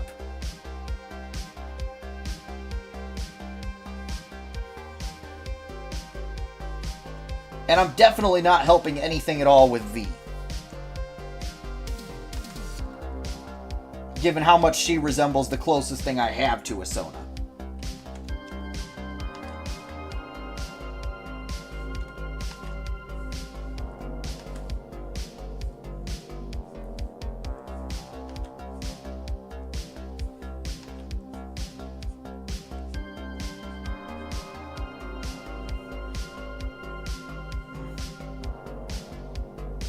Yep, we have an H1. Hello.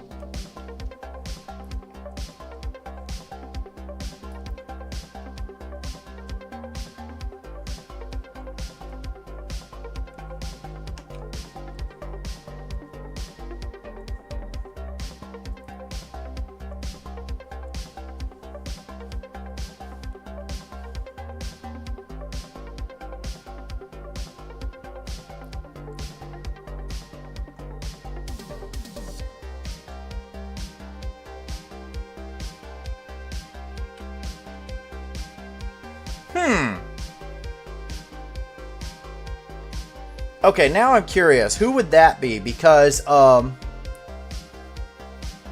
can think of a couple of bats that I've drawn Princess interacting with.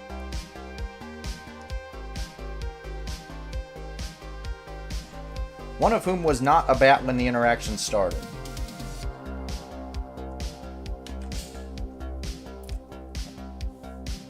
Heck, actually, that might not be just one. That seems to be something that she draws regularly.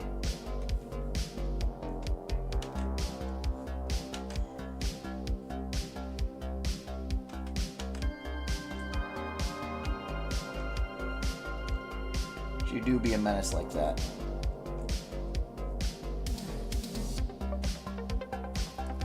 Thoriandor is the artist. His character was Osmond. Ah, that one. Okay, got it.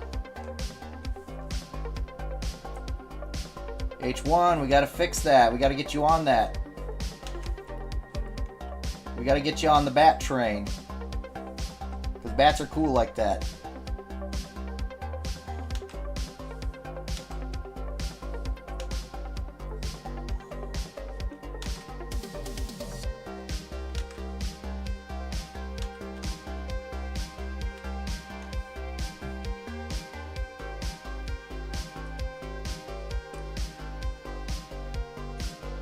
Yeah, Thoriandor is pretty cool.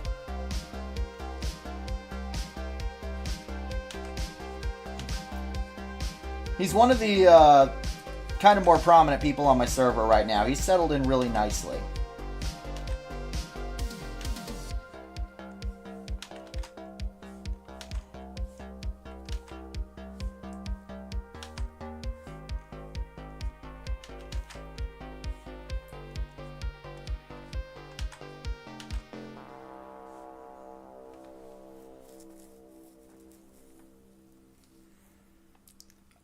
Yes, I do have a server. It's, I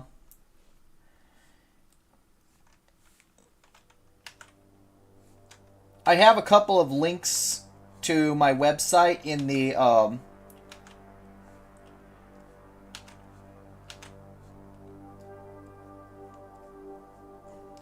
Sorry, I'm getting distracted. I have a couple of links to my website in the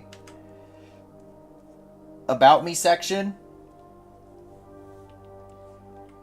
You can find the link on the server. You can find the server link on the website.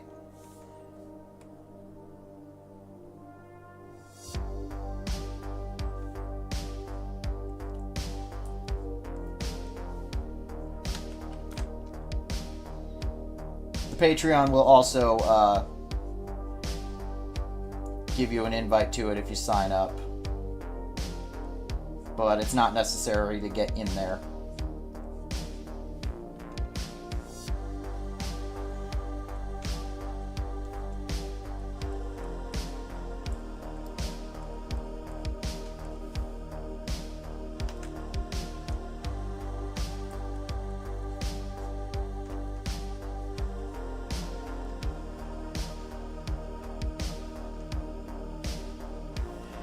Yeah, it's not my normal choice of music. It's just what I'm using right now because YouTube cracks down really hard and really obnoxiously on the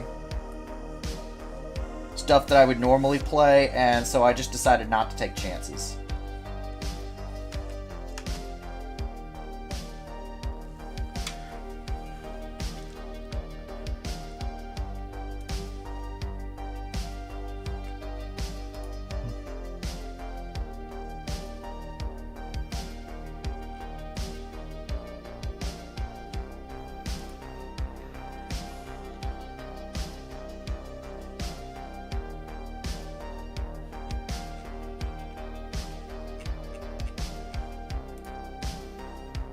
So I decided to go with what's safe.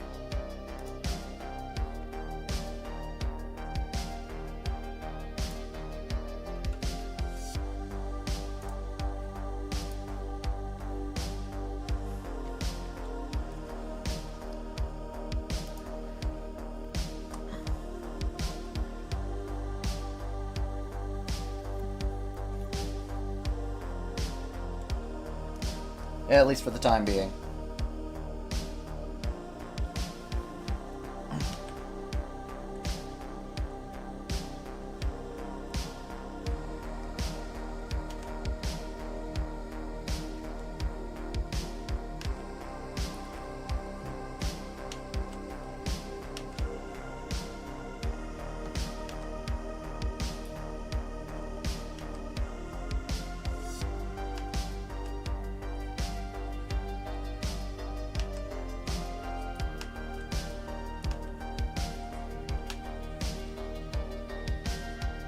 I mean, I wish I could play my usual music. It kind of fits the vibe more, but it is what it is.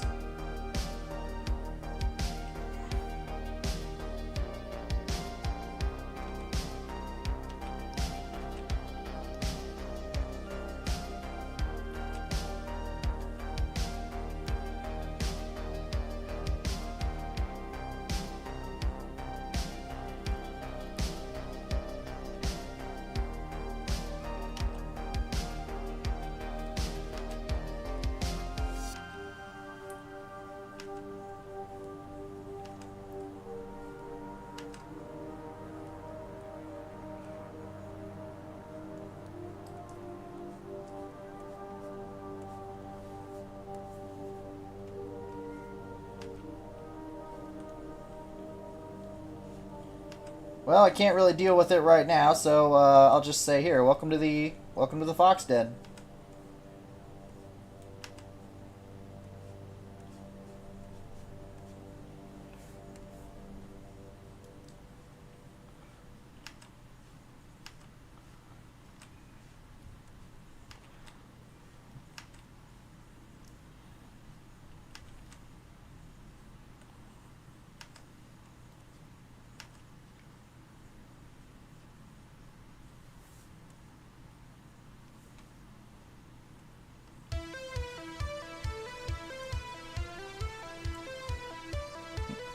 The advantage of being a serval, she gets some big ears.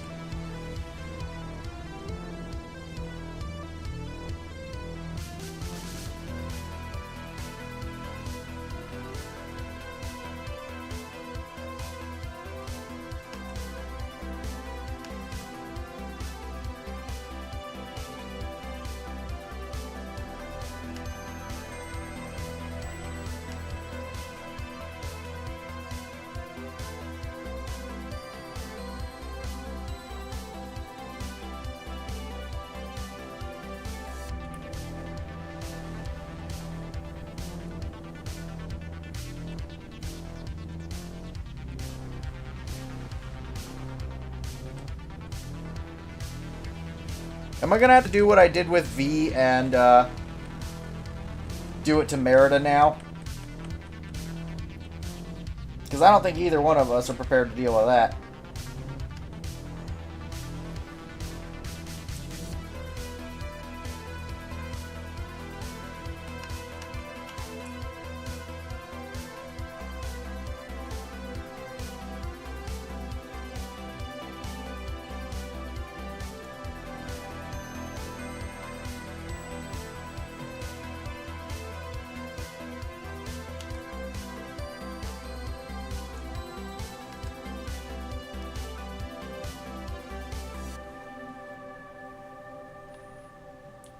Alright, see you later.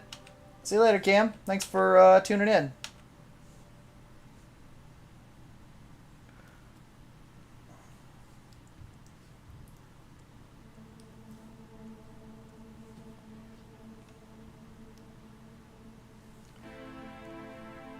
And Kai, see you later.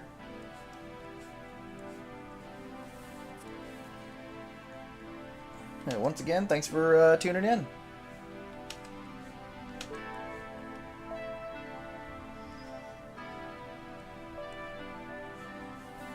I would say for a test stream, this has gone very well so far.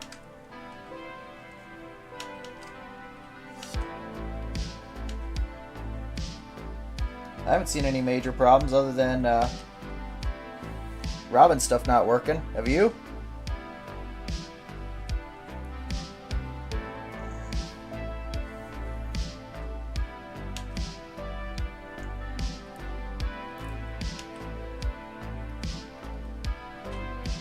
I mean, and even that was technically YouTube.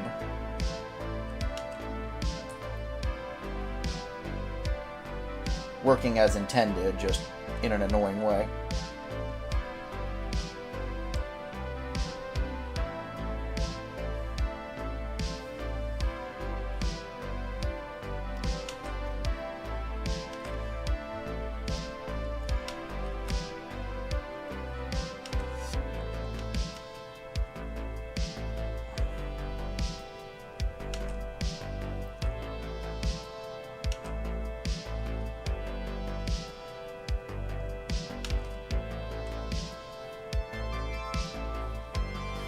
Yeah, I actually have no idea what the XP thing is for either.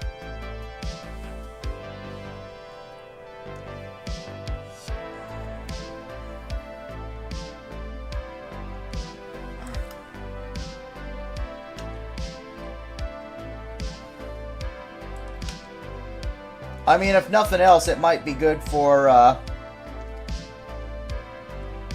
somebody going, hey, I'm new here. Can anybody tell me what the heck is going on?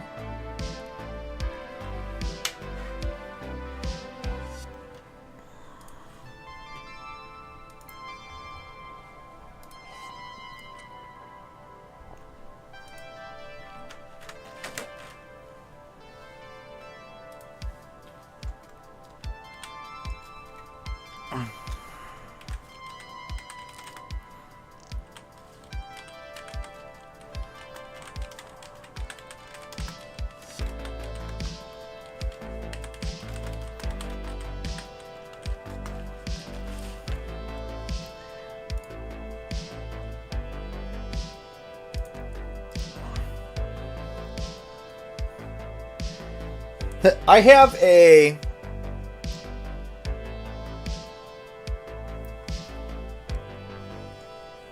surprising number of overlap with various audiences. You might be really surprised who you wind up chatting with when you're interacting with my audience.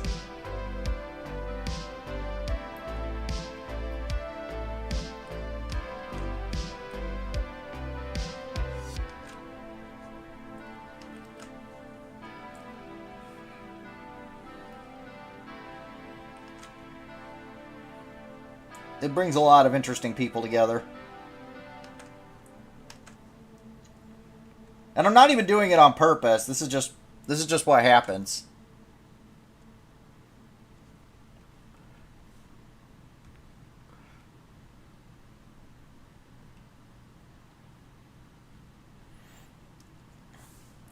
Because I tend to exist in a lot of spaces.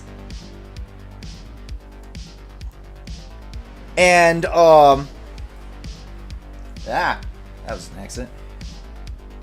And talk to a lot of people.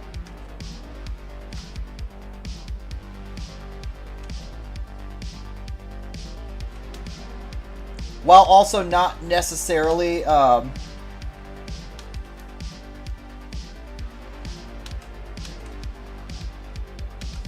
don't know.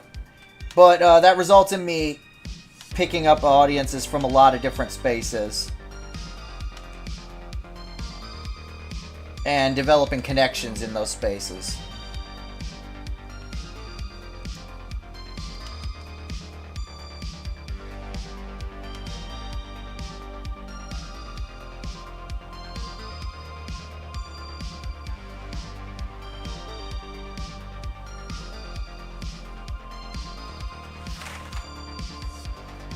I'm not saying it's a bad thing, it's just, it results in an interesting assortment of people being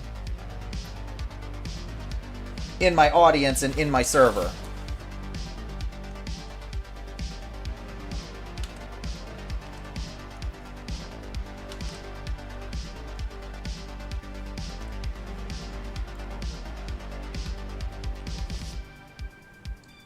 Like, a lot of people here are from, around, Wolf server.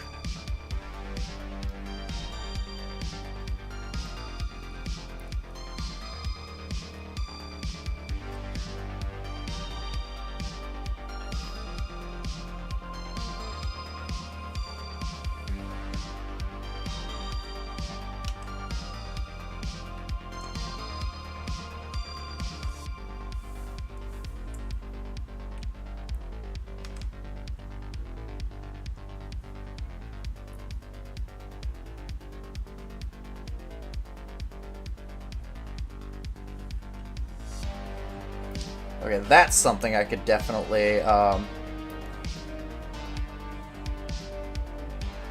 draw faster.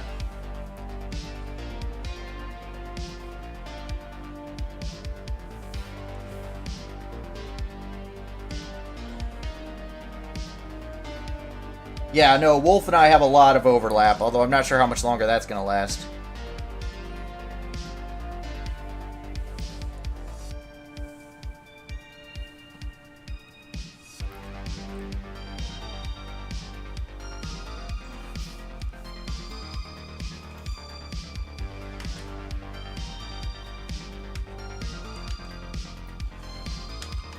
Let's see.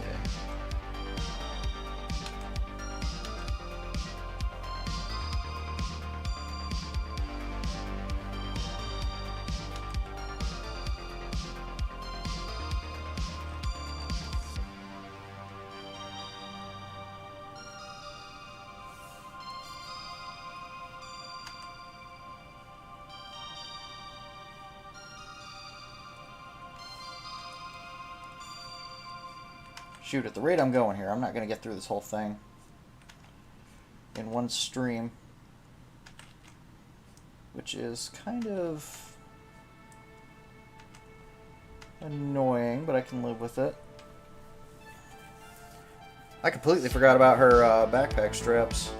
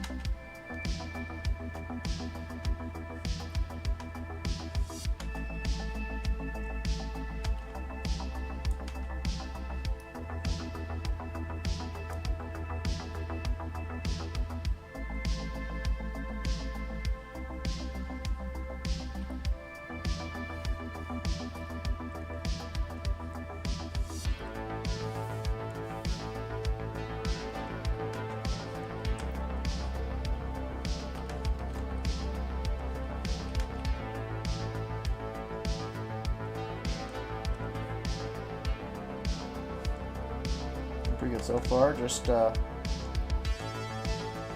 probably gonna need to take a break soon.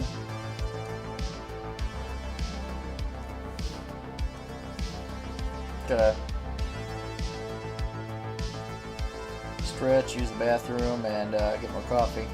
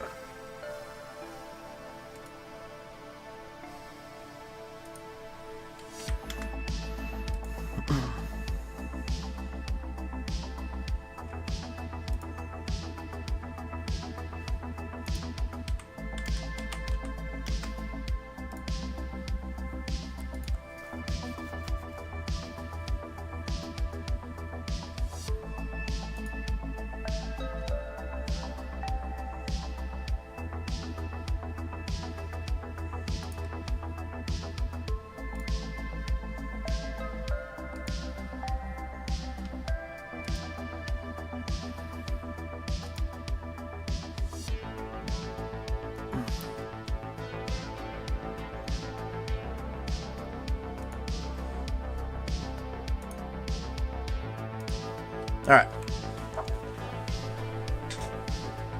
I'm going to be right back. Probably about 10 minutes at the most.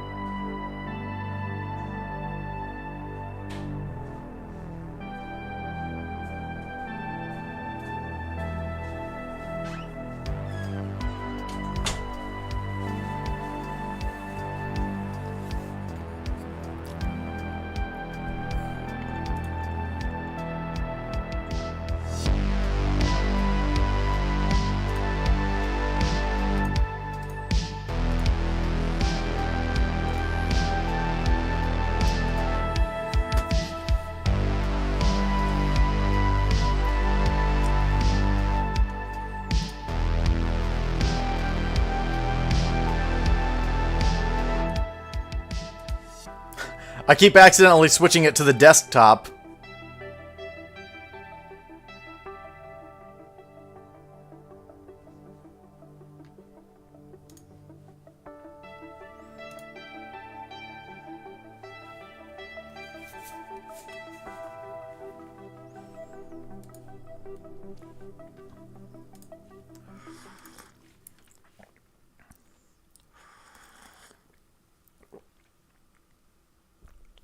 Oh, nice, Iron. Now I'm just catching up on the, Now I'm just catching up on the chat real quick.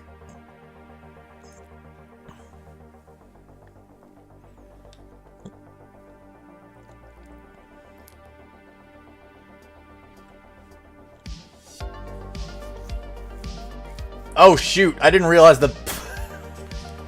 I thought that had muted.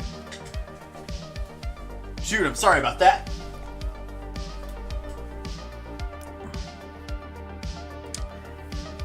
Oops.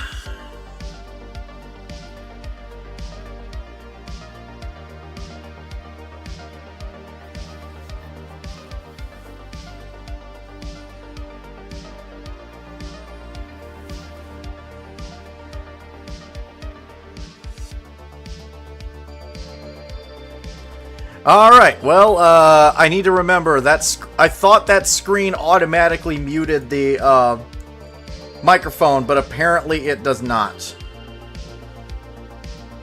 Hi, Coldust.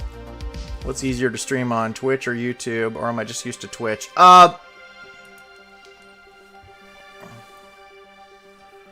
Honestly, I don't know.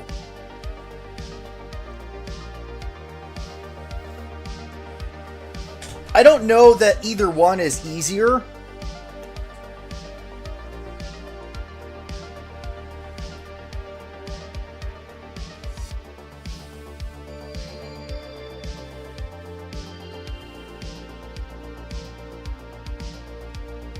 So far, YouTube has been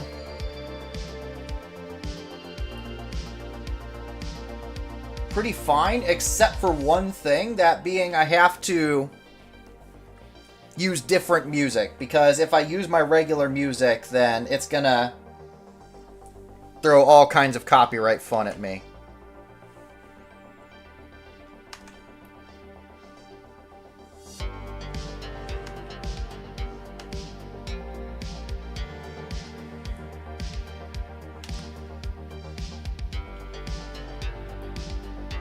I mean, the ads could still very well become a thing on YouTube. Right now, this particular channel is not big enough yet that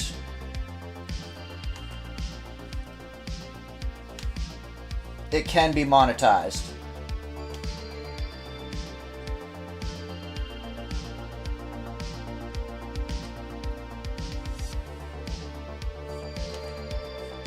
I need a lot more subscribers if I want to do something like that.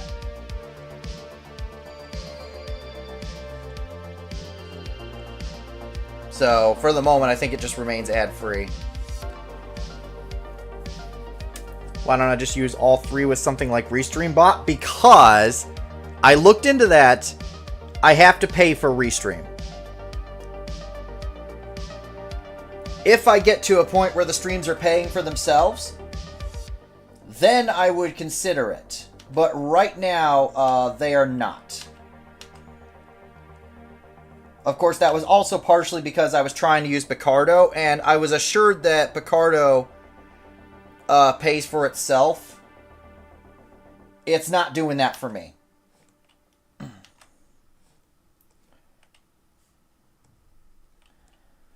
Also, I've been told otherwise about Twitch, that Twitch is not great for discoverability.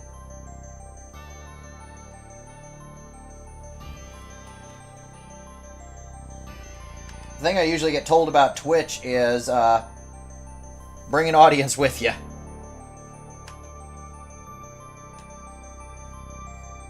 If you're an artist, because you're probably not going to discover one there very easily.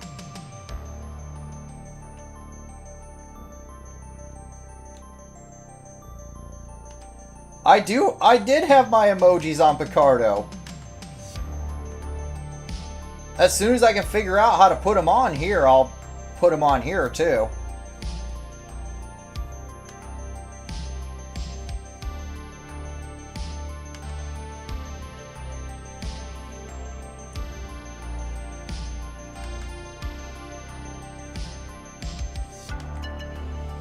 Yeah.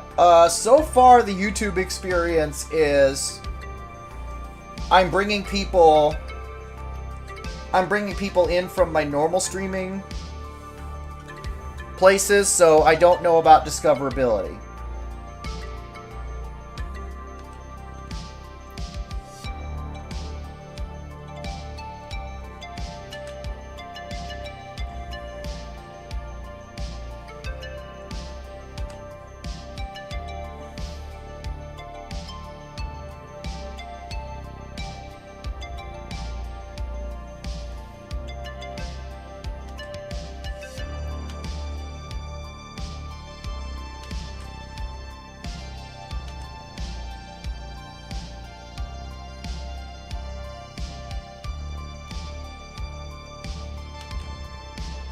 I thought I did enable subscriptions. Did I not? Is that why I've been having problems there this whole time?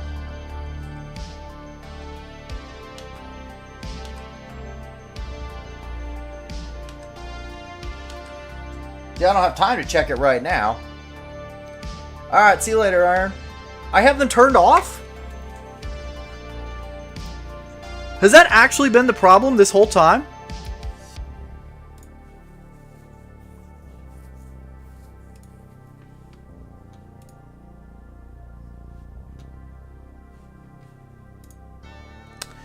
Alright, I guess sometimes I'm just kind of inept like that. That's good to know.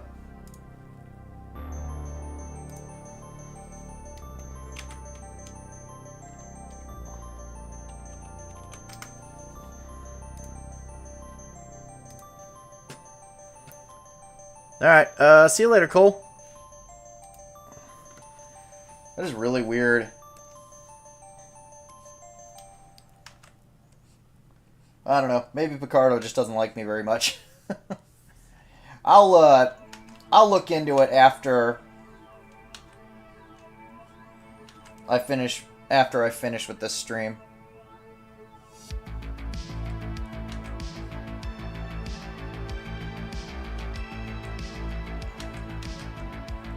Now it'd be a real bonus if I could restream to Picardo, Twitch, and YouTube all at the same time.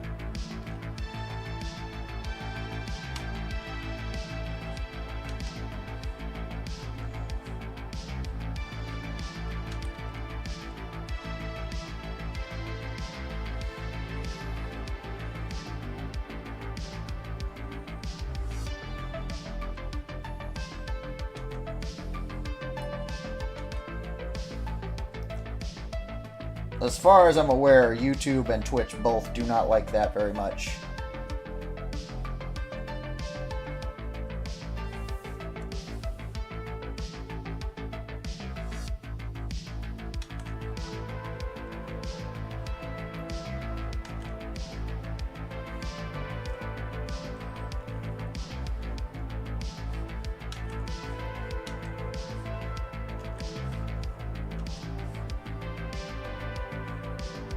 Because they like their exclusivity. And if you're not giving it to them, then, well, they don't like you very much.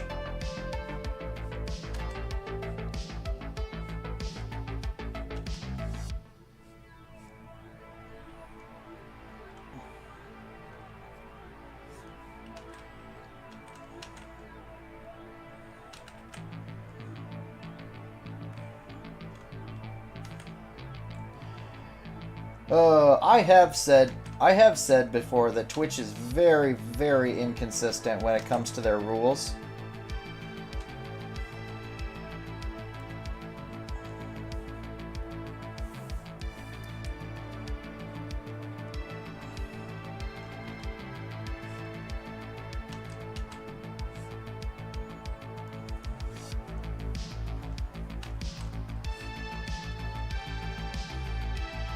Because it seems like if they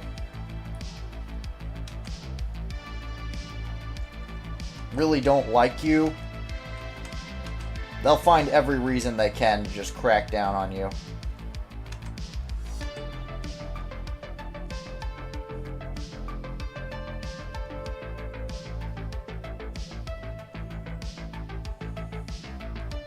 No, Twitch is run by something else.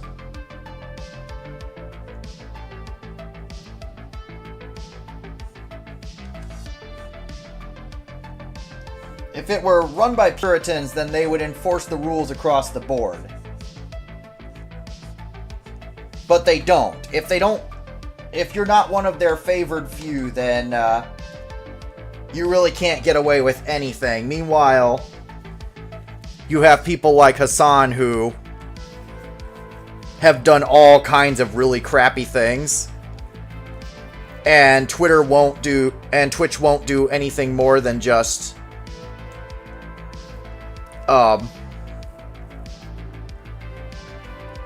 maybe give him a 2-day suspension or something, and then he's just right back on. Spewing his nonsense and shocking his dog.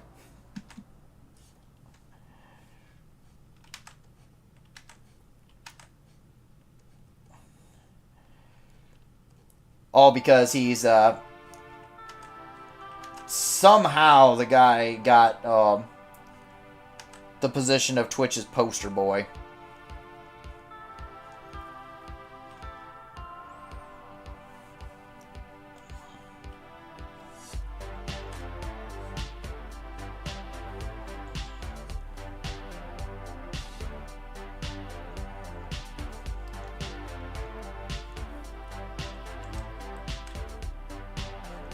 This is why I say if Twitch was run by Puritans, they would at least enforce the rules across the board, but they don't.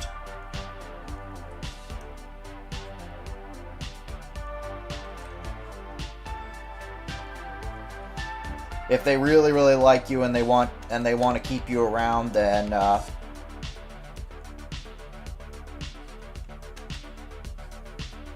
they'll find whatever excuses they can.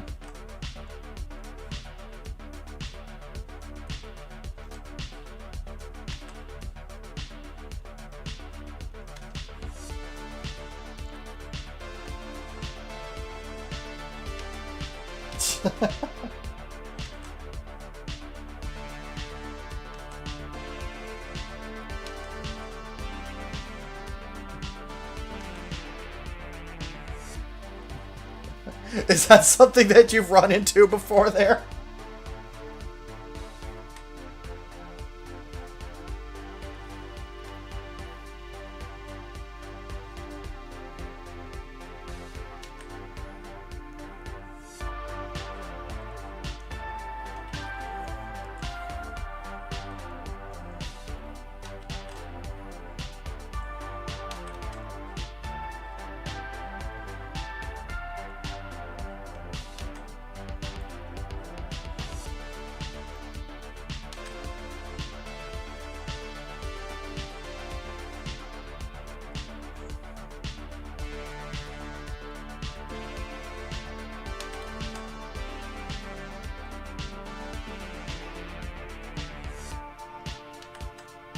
Did they ever fix the,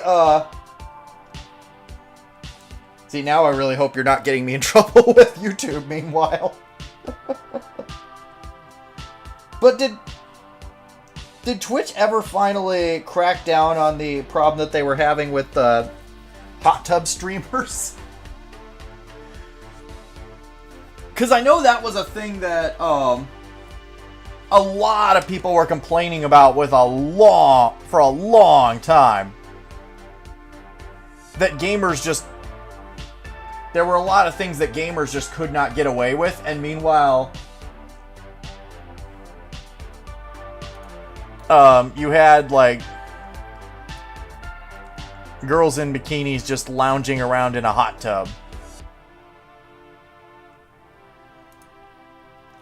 On stream, and that's about all they were doing.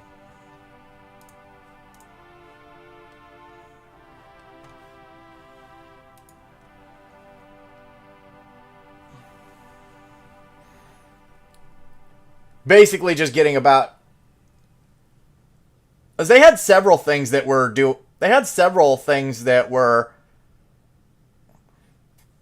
kind of like that. It was like body painting.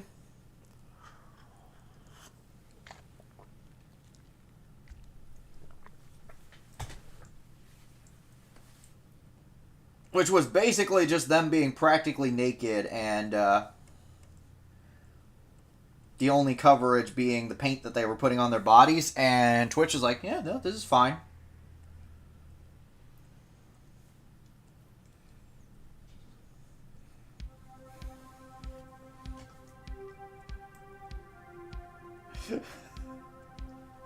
I still remember Twitch creating a category for NSFW artists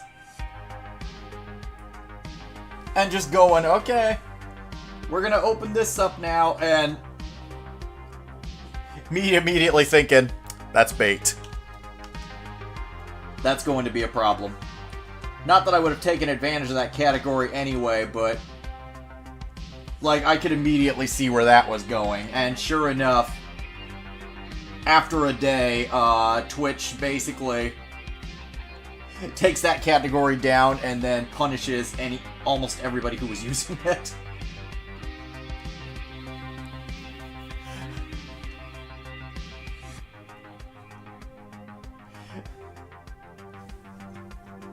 They're such a strange platform. Oh gosh, Twitch has a serious problem of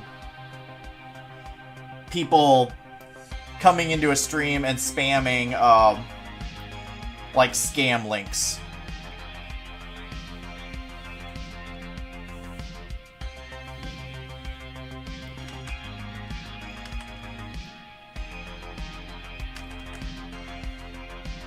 Like people come, I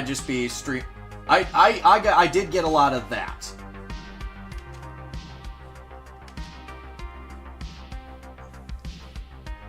I'm just sitting there doing my thing, and then all of a sudden I see somebody pop in chat. Hey, you want to buy some viewers?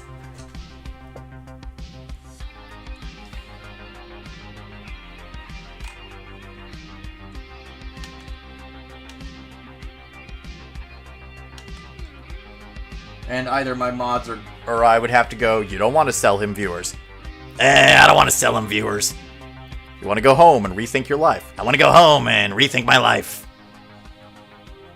And then they just go to another chat and spam more of those messages, so I guess that doesn't really quite fit as an analogy, but you get the idea. It was... I will say, that's not a problem that I've had on Picardo ever.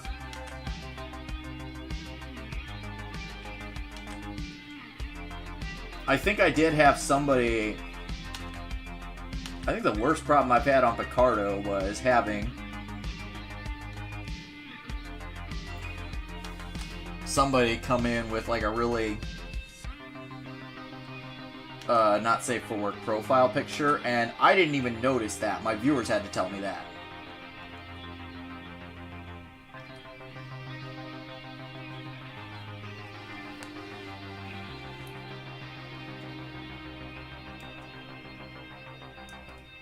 So many trolls on Mizuki's stream when she was on the front page. All kinds of people were like, ew, furries. Yeah, I think you were there, Planet, when that happened. I think you were one of the people who was warning me. Yeah, this guy is not good to have around.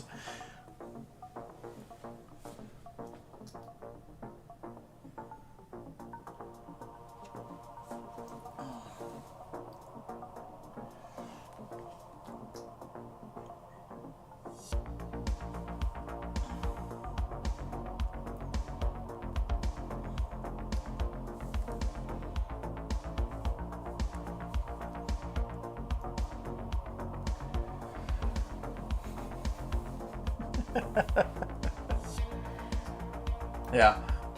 I haven't had anything quite like that happen on Twitch. Usually with Twitch it was just the buying viewer bots or whatever. And those were as simple as an occasional, okay, well, we're just gonna reach over here real quick and ban you. And you are no longer in chat, and neither is your message. You don't get to play anymore.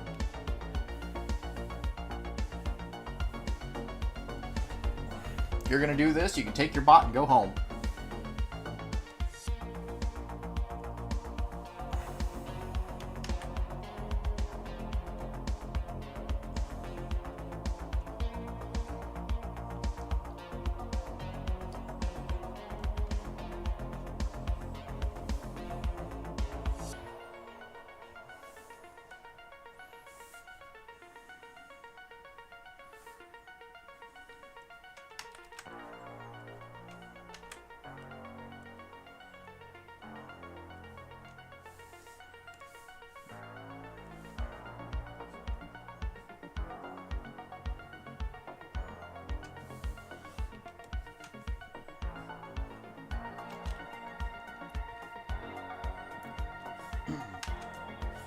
See, this is where you need your own Hawk planet.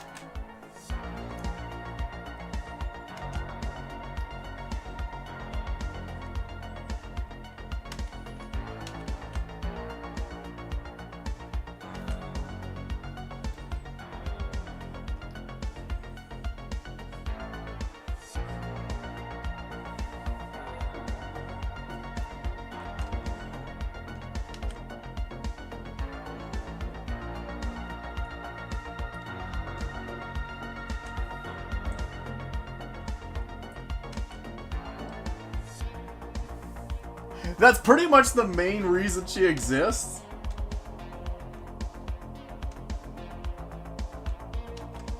Is because it's like, it's a lot harder to get mad at internet issues occurring.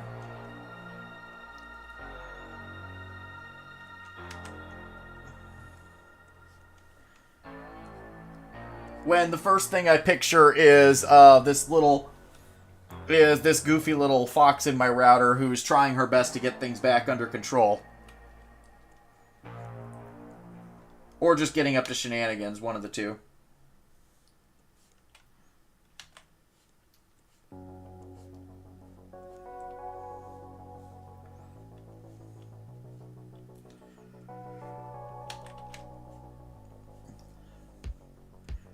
It's like I can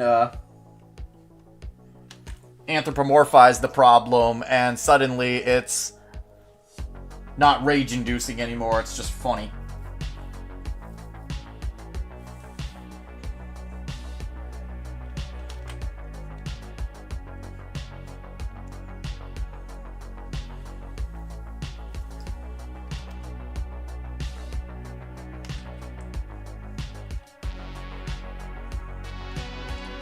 To be fair, though, I've had less problems with her than I have the previous router that I had.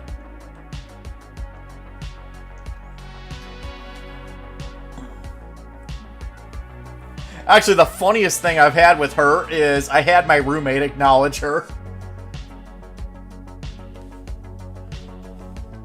Because our apartment came with a router.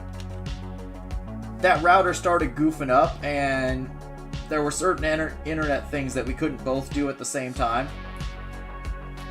And so I finally told him, okay, I'm switching out the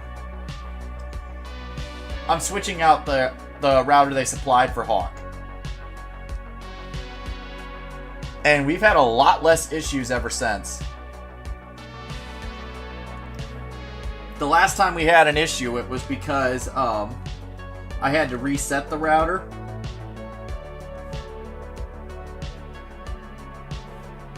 And afterwards he commented, wow, Hawk boots up a lot faster than our previous router.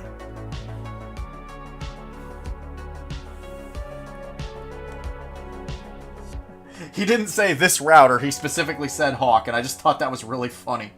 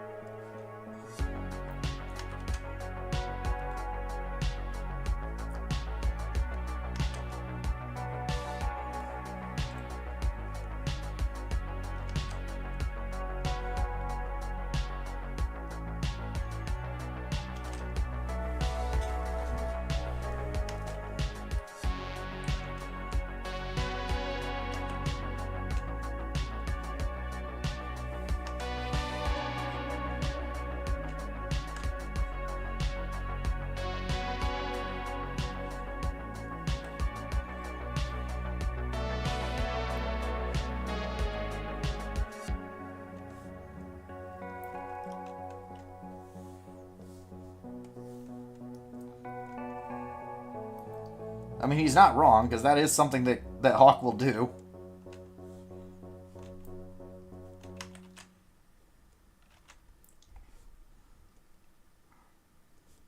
Just collect cookies for later consumption.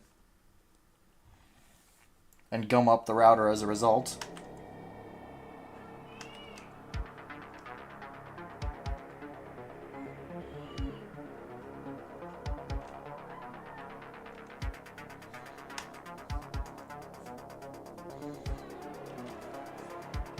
I don't know if you can hear my neighbors or not.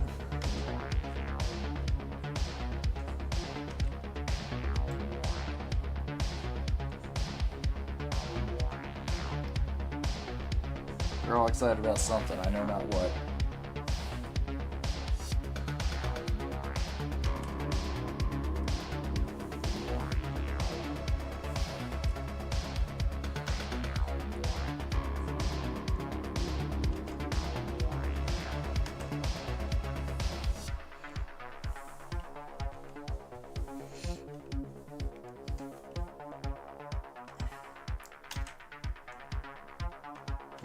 I have been considering tweaking the designs of her knives slightly.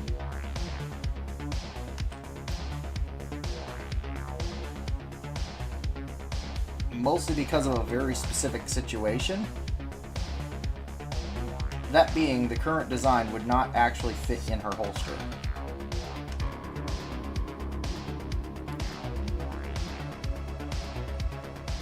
So, if you see her knife style, if you see the knife design change in between pages of the comic, don't be surprised, that's what happened.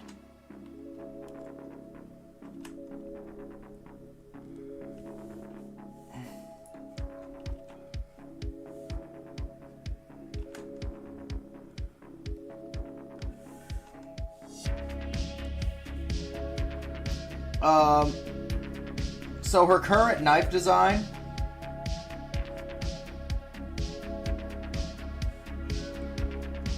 has a couple of parts that stick out. That's kind of like a guard. And the problem is those two parts would disrupt their position in the sheath.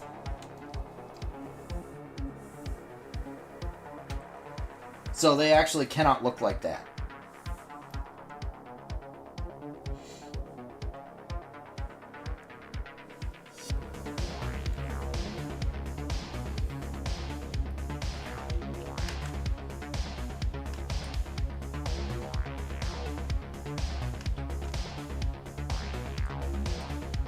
So I said I've been thinking about changing their design slightly and doing away with that portion of the guard.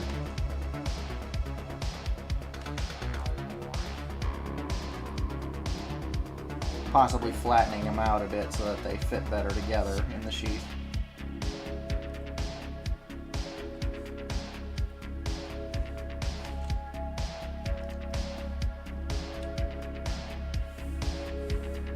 Oh, I forgot about our other hand.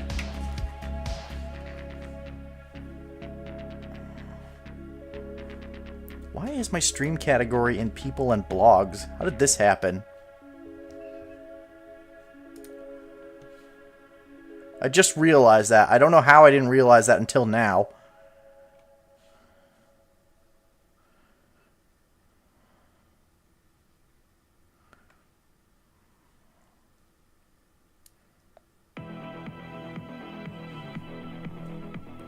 I don't know what that would fit under, though.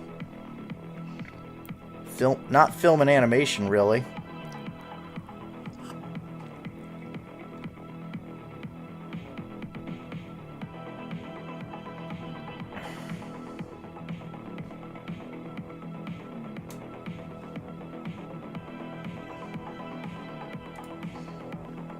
I don't know, I guess we could stick it under entertainment for now.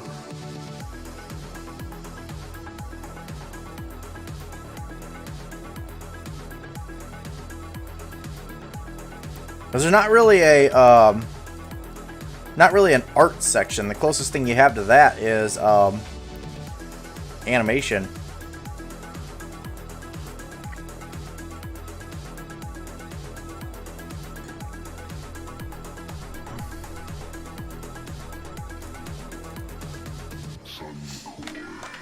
I don't know. I'm confuzzled by that one.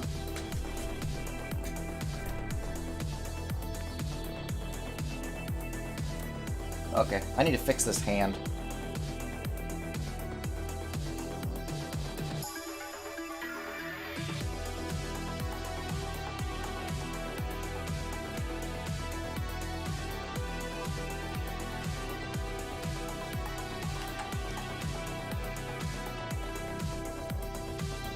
Oh, you got CFL stickers? Nice.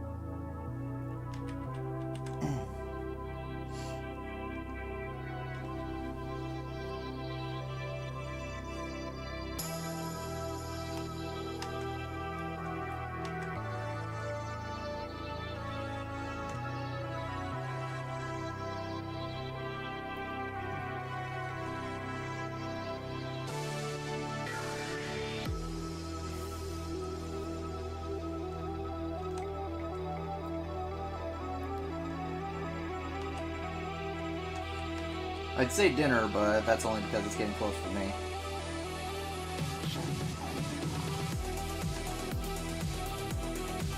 Chances are I'm going to finish the line art here and then close the stream down.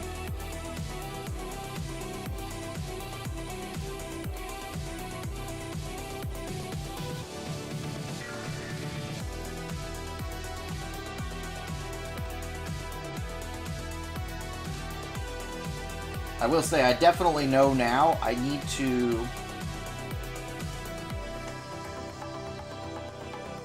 find ways to get faster at this.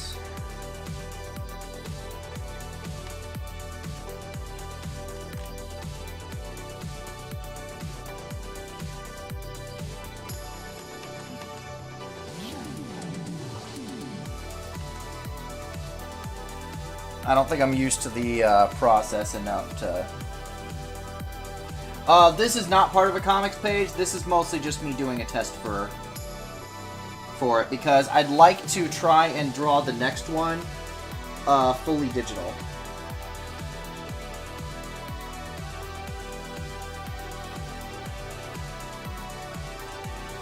Because if I can figure out how to do that, that would actually help to kind of integrate, among other things, the models and the character drawings together better.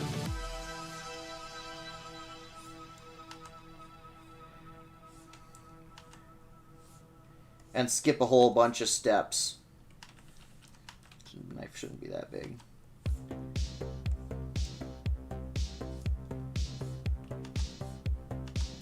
I need to add these knives to her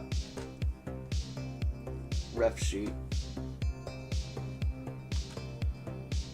So I'm actually drawing them a consistent size. That is another thing that I've actually kind of noticed. Am I switching to digital, or am I going to do both? Chances are it's going to be mostly digital if I can make this work. With some more traditional interjections on occasion.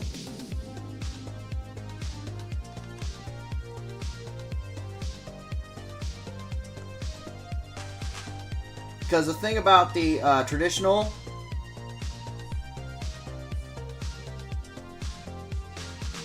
I mean, yeah, it's cool, but it's also kind of vanity in a way. It doesn't need to be traditional to be in order to work. Pretty much the only reason to do that is just to go, Well, it was to speed up progress, since traditional is a little easier on the desk.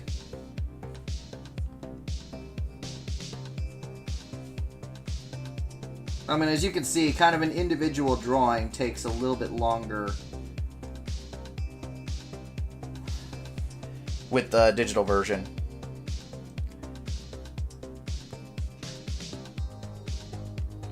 Yeah, that is a serious problem, is traditional, if I make a mistake, It's much harder to fix than it is if I'm doing it digital. whereas this thing, once I've already put the line art done, if I notice that something's weird, I can go, huh, that's weird. Okay, let's kind of move it around a little bit and fix that, and then redraw the lines around it. As opposed to, huh, that's weird. Alright, well then I guess I just have to erase what I've drawn and then redraw it.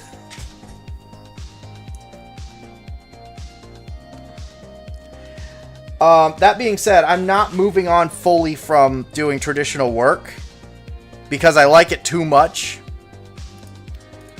Chances are the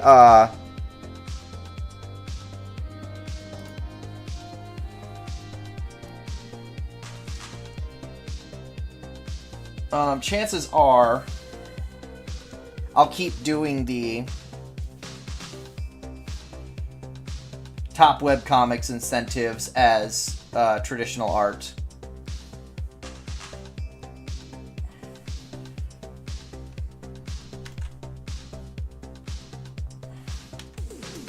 I mean, that is an option as well, Robin. Just, oh,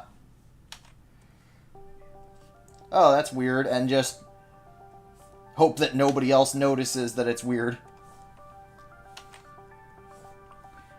I've had to do that with a couple of things.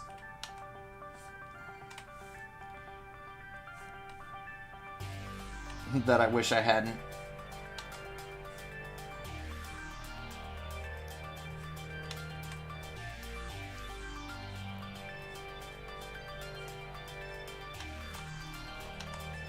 The hallway on the last page is one of those things, and I'm actually kind of considering redoing portions of that.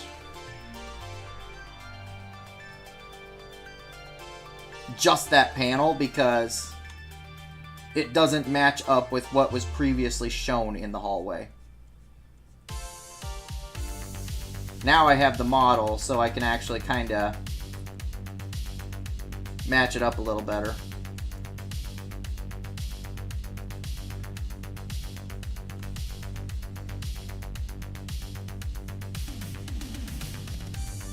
Thanks, H1.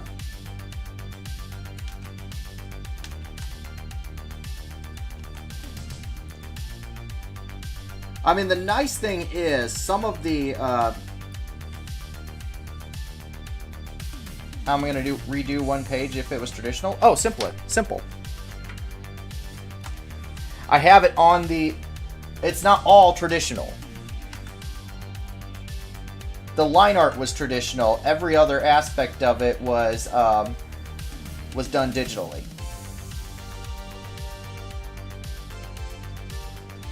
So all the lighting, all the rendering, it's all on this computer. I just need to dig it out and tweak it if I want to. Although more likely I might just do that single panel.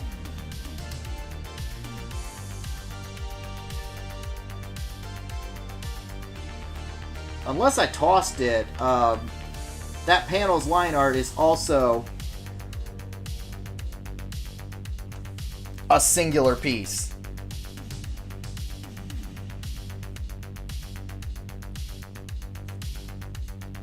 Thank you. Wait a minute. Have you seen it? Oh, wait, no, yeah, you are on the Patreon. I forgot. I think. No, hang on. No, Fish is the one on the Patreon. Although, no, he's not on there anymore. I don't know if you are or not.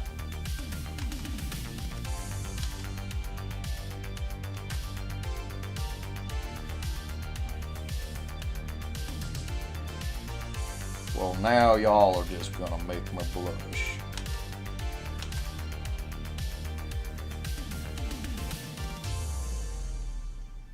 It's page 22. Which is not on the website yet, and likely will not be until I either get page 23 done, or I fix that one panel.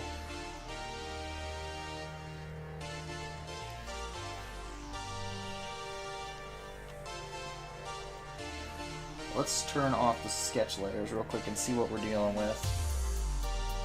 Okay, so we got a little weirdness going on with her arm, but it's easy enough to fix, actually.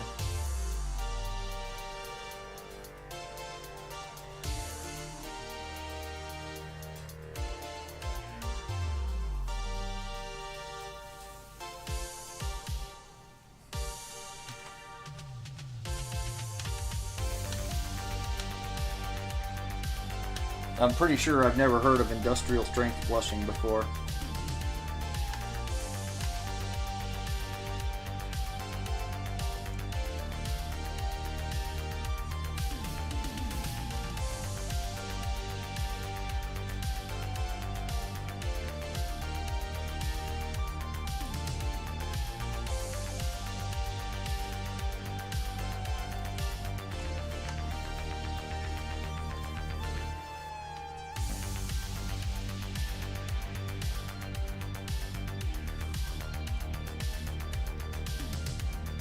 Well, I mean, at what point do you, every once in a while you still gotta swap out the fuel source because, eventually you get somebody so used to compliments that, they can't, that they're not bothered by them anymore.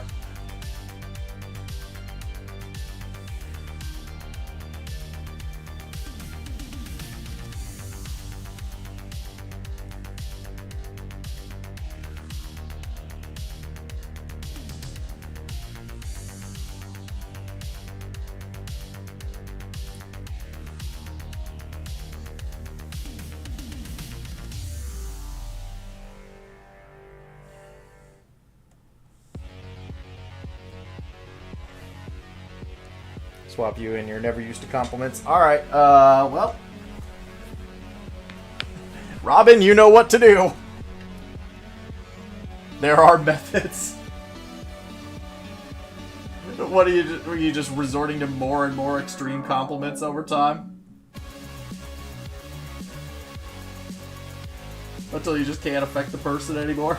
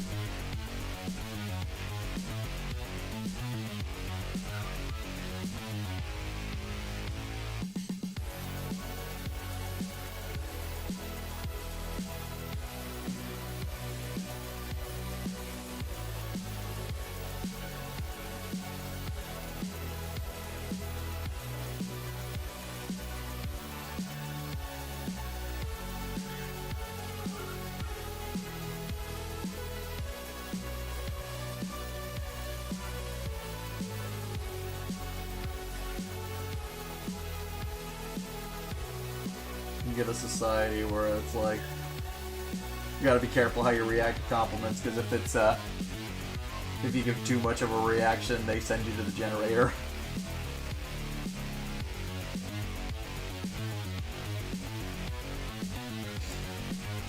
Whoa, whoa, whoa, whoa, what is this tab?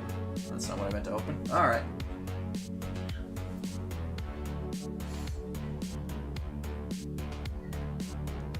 A compliments contest.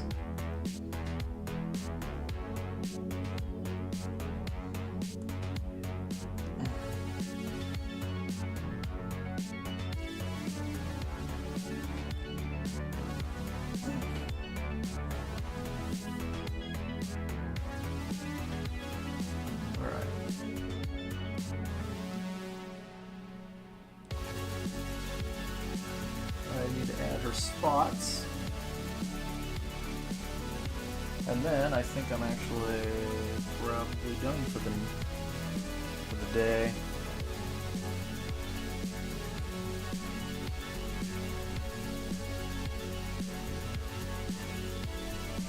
It used to be, like I said, she only had consistent spots on her face.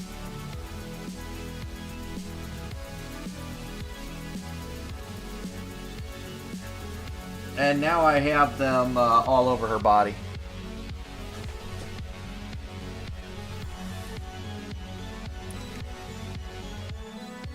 Okay, well, I think H1 just lost the compliments contest because he couldn't take the one.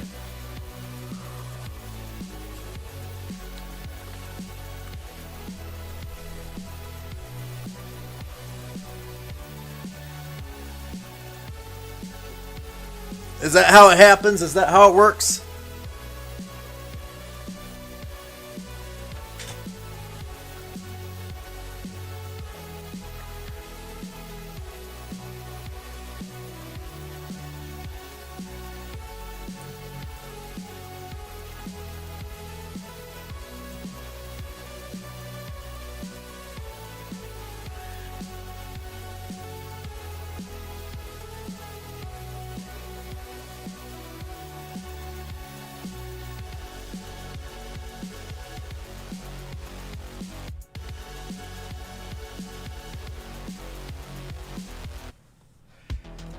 H1, you got to be able to take them as well as you can dish them out.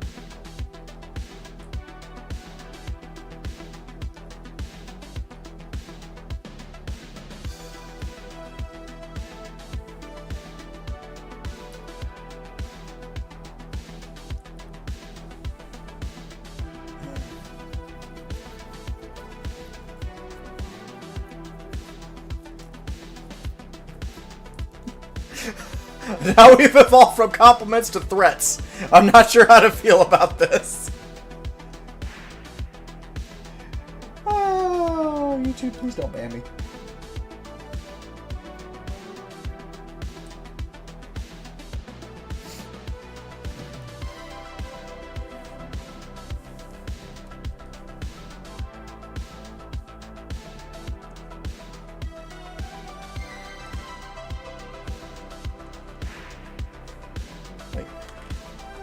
Guys, it's a ruse. He's fishing for better compliments.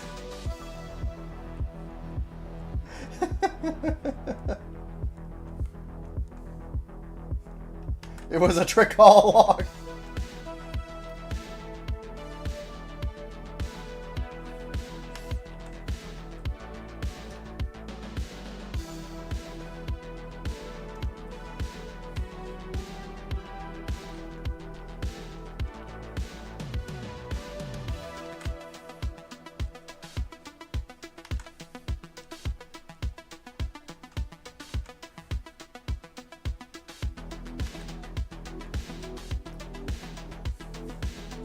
Tell you what, H1, we will let you dislike your art if you allow us to like it. 2 can play at this game.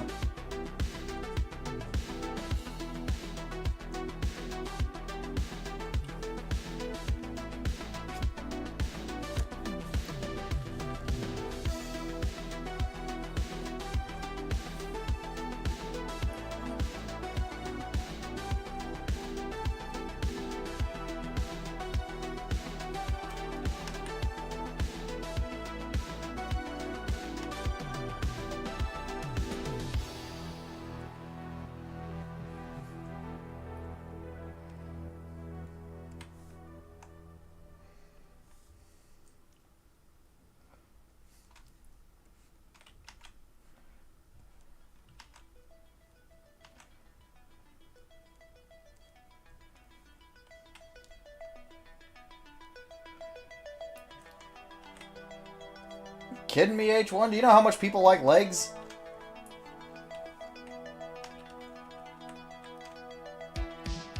I think you were here when I started drawing Merida, and I kept having to erase. I kept having to erase her because I kept making her legs too long.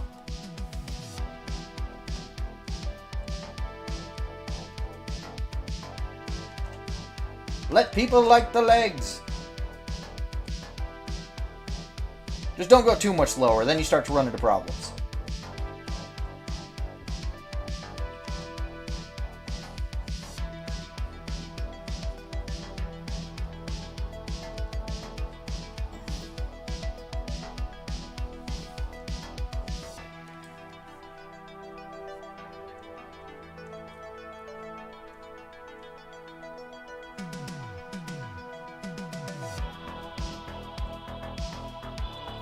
I need to be careful. I need to be more careful what I say because the clips button is right there.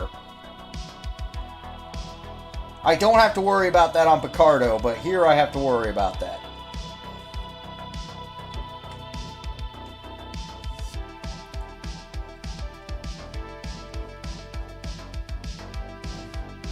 I mean, that's easy to fix with practice.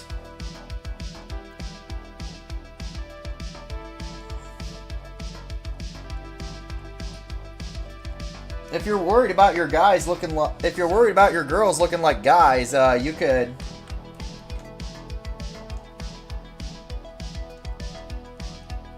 you have plenty of people to ask how to try and fix that.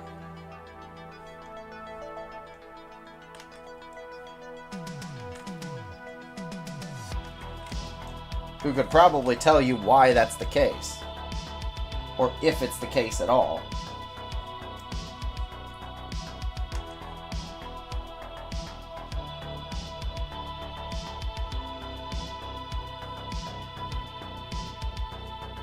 To be fair, Robin, you probably wouldn't have to worry about that until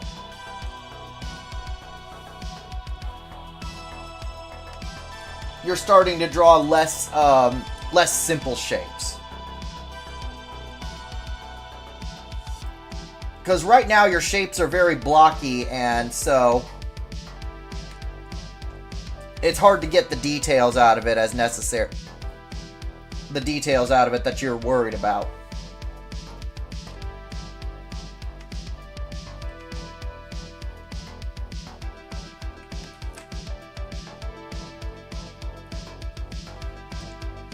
You don't do a whole lot to differentiate them yet, other than obvious.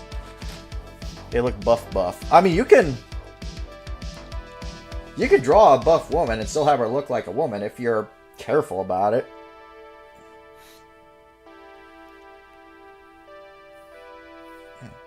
If the underlying shapes still look feminine enough.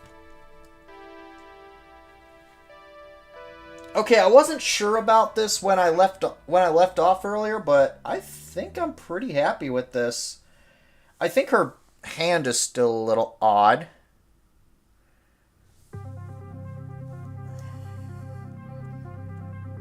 It's mostly the positioning of it. I can fix that easy.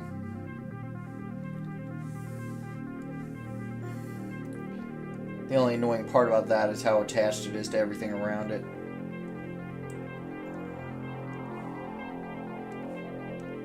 But we can fix that. Easy enough.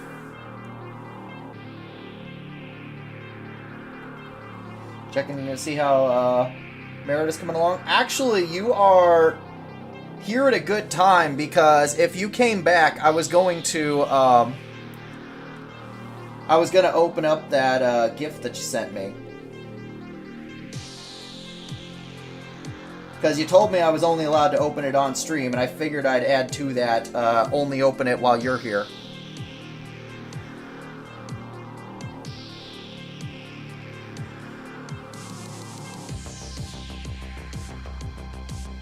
Yeah.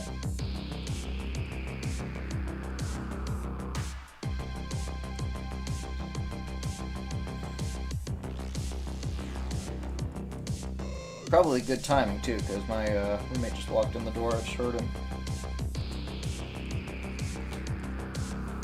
think we're pretty well complete here, at least as far as we're going to go. I might do more of this tomorrow, but for the most part tomorrow I'm going to be working on the desk.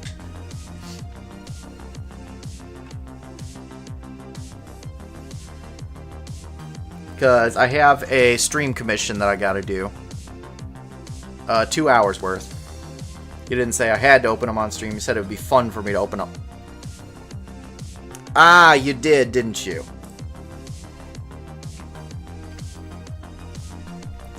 Well, that's all well and good. We're gonna open them on stream. Give me one moment here. Let me roll over to my desk camera. Ah, ignore this guy.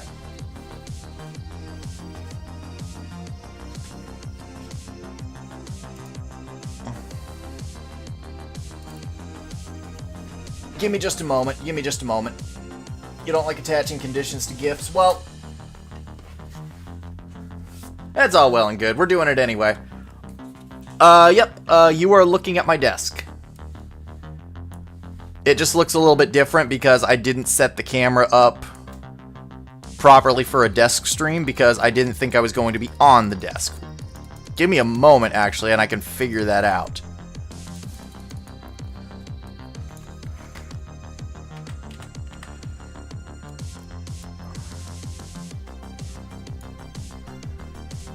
Because normally I turn these settings up a little bit more.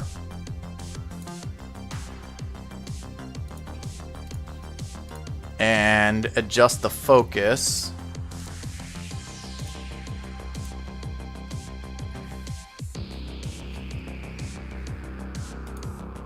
Alright. So, Wildcard sent me, among other things, a pack of One Piece cards. He also sent me 4, he does that every once in a while, and he sent me 4 of these today. No, that was a couple days ago. He asked me which ones were my favorite.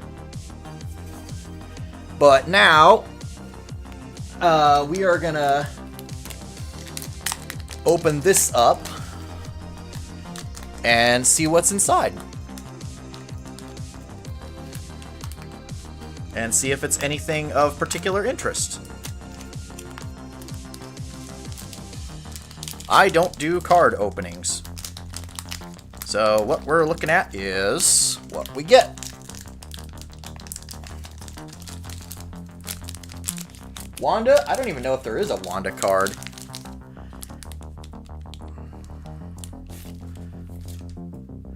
Actually, there probably is. There's cards for everybody. Well, right away... Oh, gosh. Hang on a second. That focus is terrible. Let's see if I can fix that.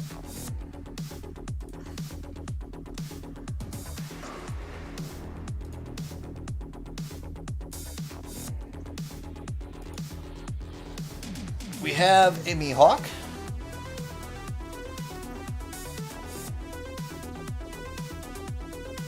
I bring up One Piece, you're going to bring up Wanda. Fair enough. Alright. Let's see what we have here. We have a Mihawk. We have...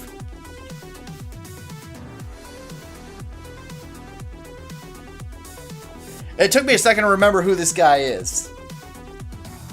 I still don't remember his name. I remember her name.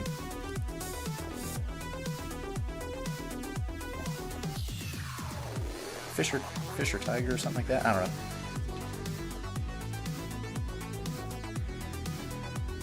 We have a very young Sanji. I actually didn't realize that. Didn't realize that was a card.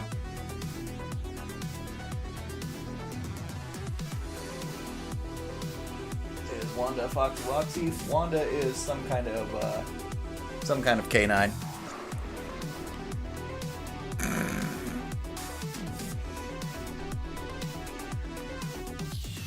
Okay. Speaking of Fox, I'm pretty sure this guy is from Foxy's crew, but for the life of me, I do not remember his name. I don't even know if he has a name.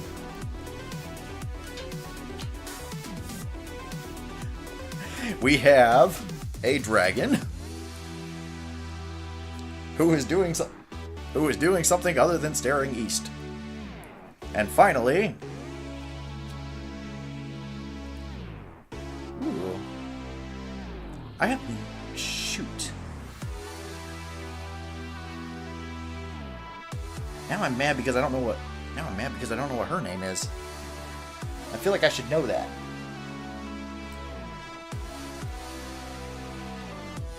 Alright, well.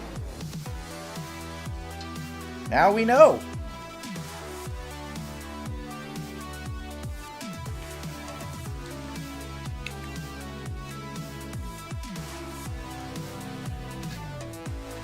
I kind of like this one. I might put that up next to my desk. I've already got a series of cards up there.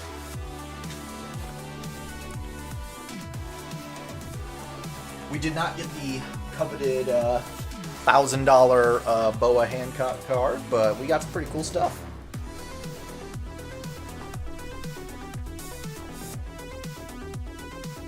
Just gonna pretend you know who these people are.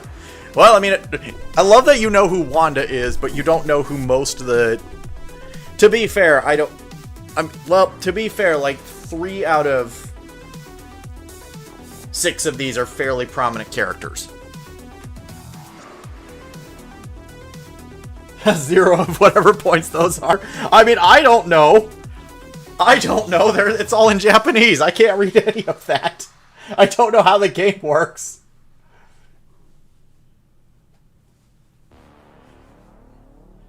To a Magic the Gathering something or other. I have a few of those kicking around too. Pretty much all of which are also from Wildcard. Poor little head bonk kid. Yeah, Sanji lived a very, very rough childhood. That seems to be a consistent theme with the Straw Hats, but he had a bad one.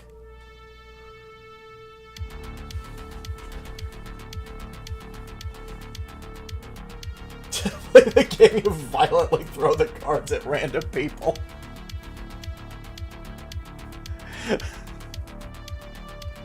I'm fairly certain that's not how that works, but that would be interesting.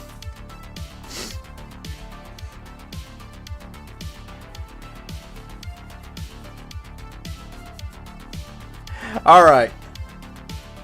It is 5:30. I would say we had a pretty good test stream. I'm going to go ahead and call it here.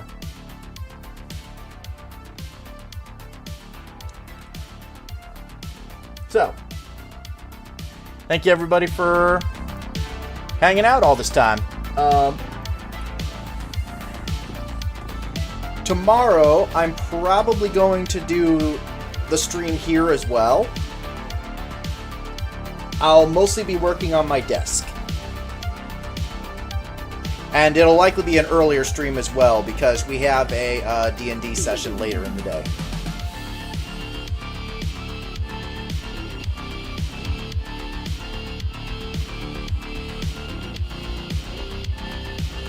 But, yeah, thank you everybody for showing up, hanging out, watching. Pretty soon I should start trying to stream comics. I should start trying to stream comic stuff again. If you are interested in helping that continue, or if you just want to kind of help out in general and possibly become one of these names over here, I have a Patreon. It is linked in... Actually, I could just kind of pull that up again.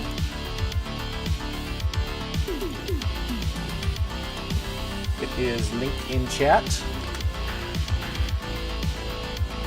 And I have various helpful tiers on that, although some of those will be changing soon, just for a little warning. And also, if you would like me to draw something for you sometime, I have commissions available on my website. Either stream commissions, like what I'm about to do tomorrow, or just the regular long stuff. Regardless, that's what this is. But in the meantime, have a good rest of your day, everybody. I will see you later.